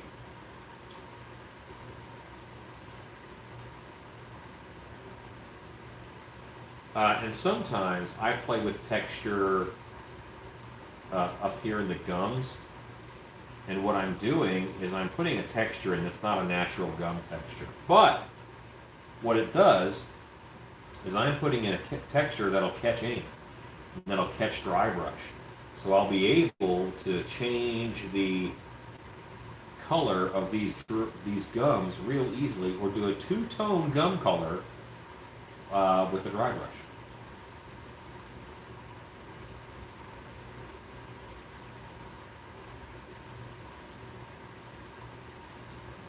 Rachel, that means that you're evil. You're a bad guy. Sorry. Start plotting to take over the world now. Yes, you can then paint on. I paint the monster clay on quite a bit. That's definitely how I start my sculptures.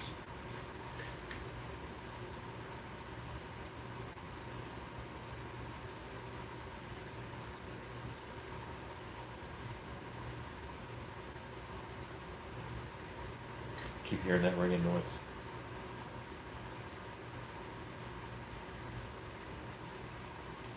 Well, silica is sand. So, yeah, it probably does.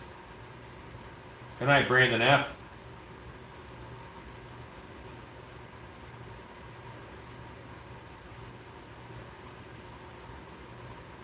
So, yeah, I know that this little texture, this textured texture on the gums is not accurate. Gums are really smooth. But I want, I'm thinking about painting.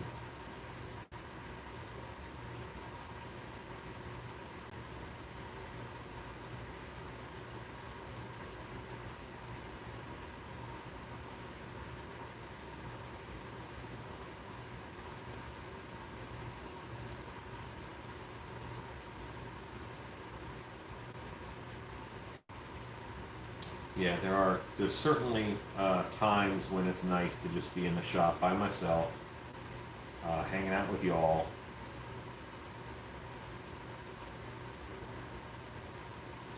There's also times when it's nice when it's just me, you know? Nothing wrong with that.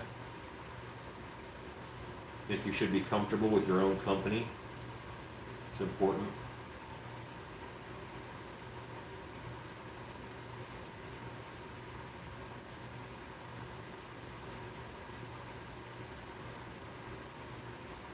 Using the back of this silicone tip tool to kind of sketch in a tongue, figure out what's happening in the mouth.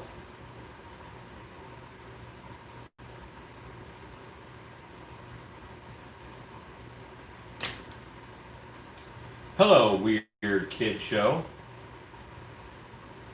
Alexa, what time is it?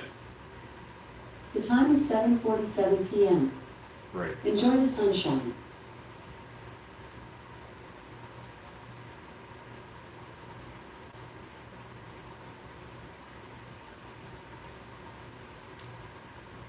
I'm just going in now and I'm putting some I'm cleaning up the lines in between the teeth. I might be putting additional space in between some teeth. And a lot of teeth have a little gap in between the teeth down here at the bottom. And I'm reinforcing that little gap.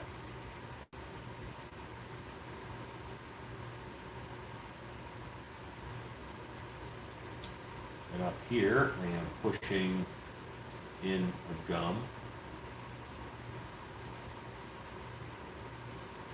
Making that gum line reappear, because sometimes that gets muddy. And I hate it, but I have to get my glasses. It's getting fuzzy that close. It's kind of hard to see when it's that close, detail, whatever, so yeah, if you have questions, feel free to ask. I won't get my feelings hurt if you can't tell what I sculpted. If I do get my feelings hurt, I won't tell you. That's important.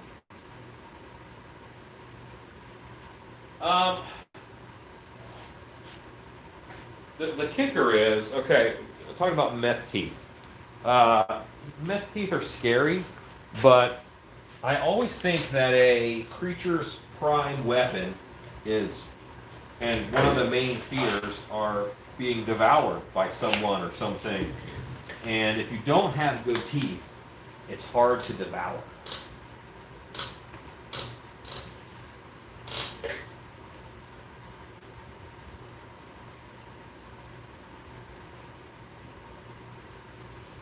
Yeah, Karen's a biter.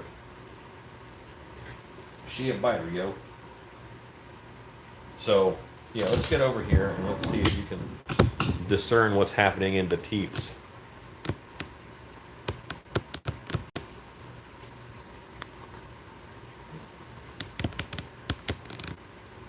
It is a little harder to tell when it's all one color.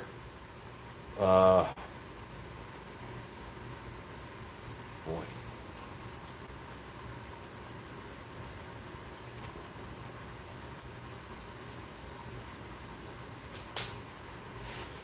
But yeah, these are gums.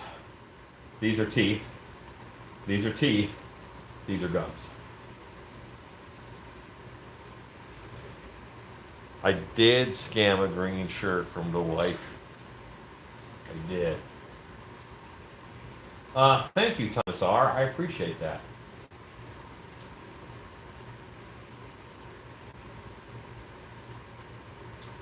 You know what? I don't know about Karen's backstory here. What I know about the backstory is that it was a area in the 1800s was shut down due to plague or disease, but there's still people there from that time for this haunted house. So, yeah. Now I'm going in, and I am, because these teeth are thick. And you don't want thick teeth, you want teeth that are sharp. So I'm cutting the teeth to make them be sharper. Sharper teeth are scarier.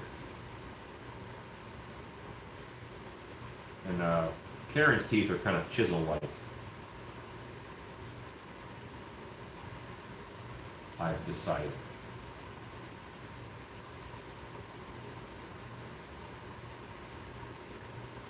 Her name was Karen. She was a showgirl. What's that from? Her name was Lola. She was a showgirl.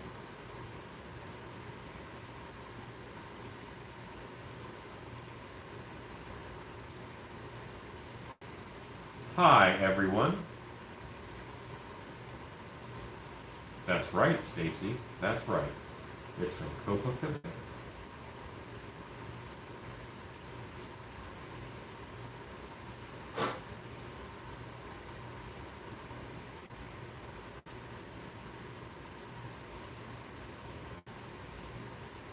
There will be times when it just looks like I'm leaning in for a kiss on the sculpture. In reality, what I am doing is I am blowing little bits of clay that get stuck there out.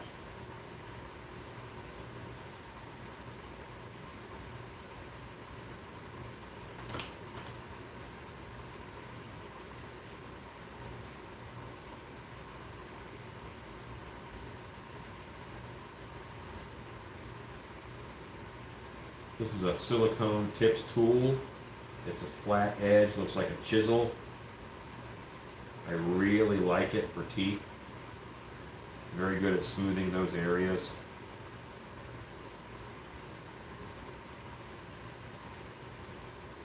The way teeth rot is kind of fascinating. I'm not a fan of it, but it is, you know, you just have half a tooth missing. Where did it go? How'd that work? I don't know.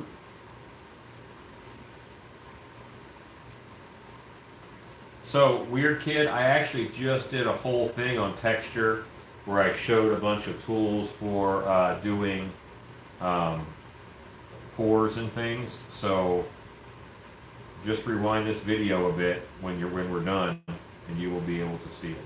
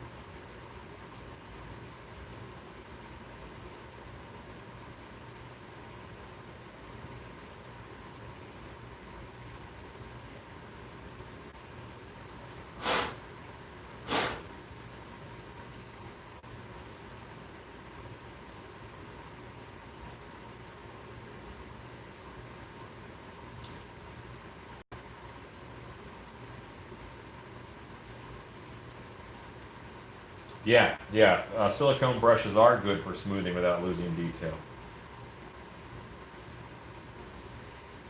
Um, I I am really torn about putting rotten teeth in here. Um,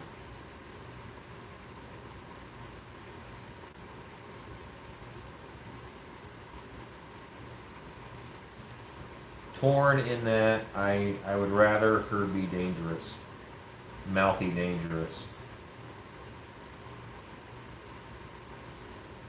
What I can do is make some of these teeth a little more jagged.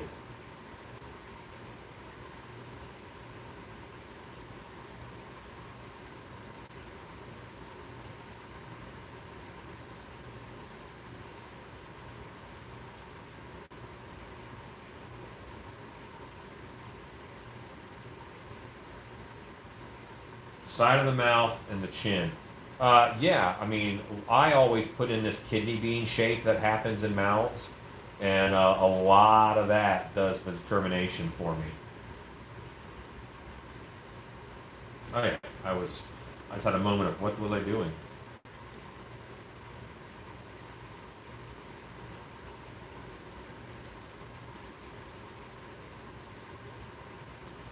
These little rips in the teeth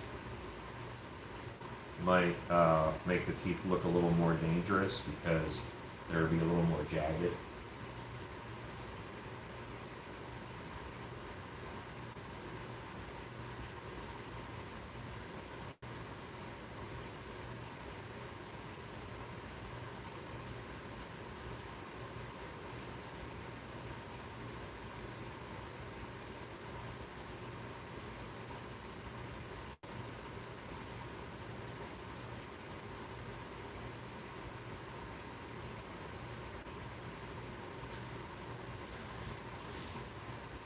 Thank you, Paul.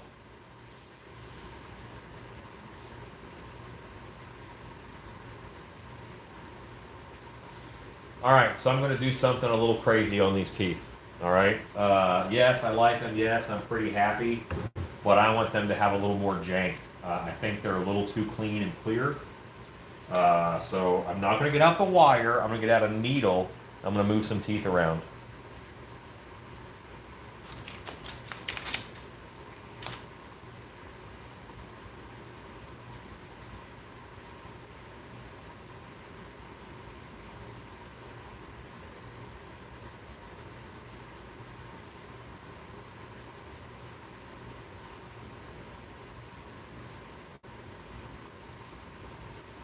can always blend it in, right?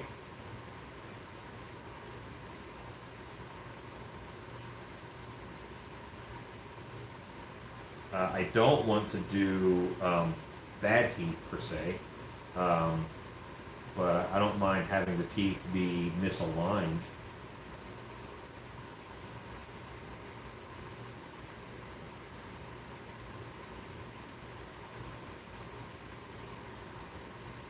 I think a palette more shaped like this is a little scarier in all honesty. Let's get a little of that going on.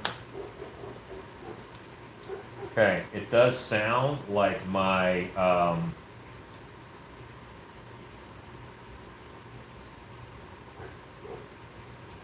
no, I've never destroyed a sculpt.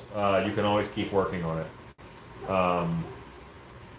Sounds like my family is here because my dogs are barking and it's about time. So I'm going to go ahead and cut this off. And I'll probably pick up working on him. Maybe they'll go to bed early and I'll come back. Or I'll just do it again tomorrow. So you guys are awesome. Thank you for hanging out. I appreciate it. Have a great night. Go make stuff.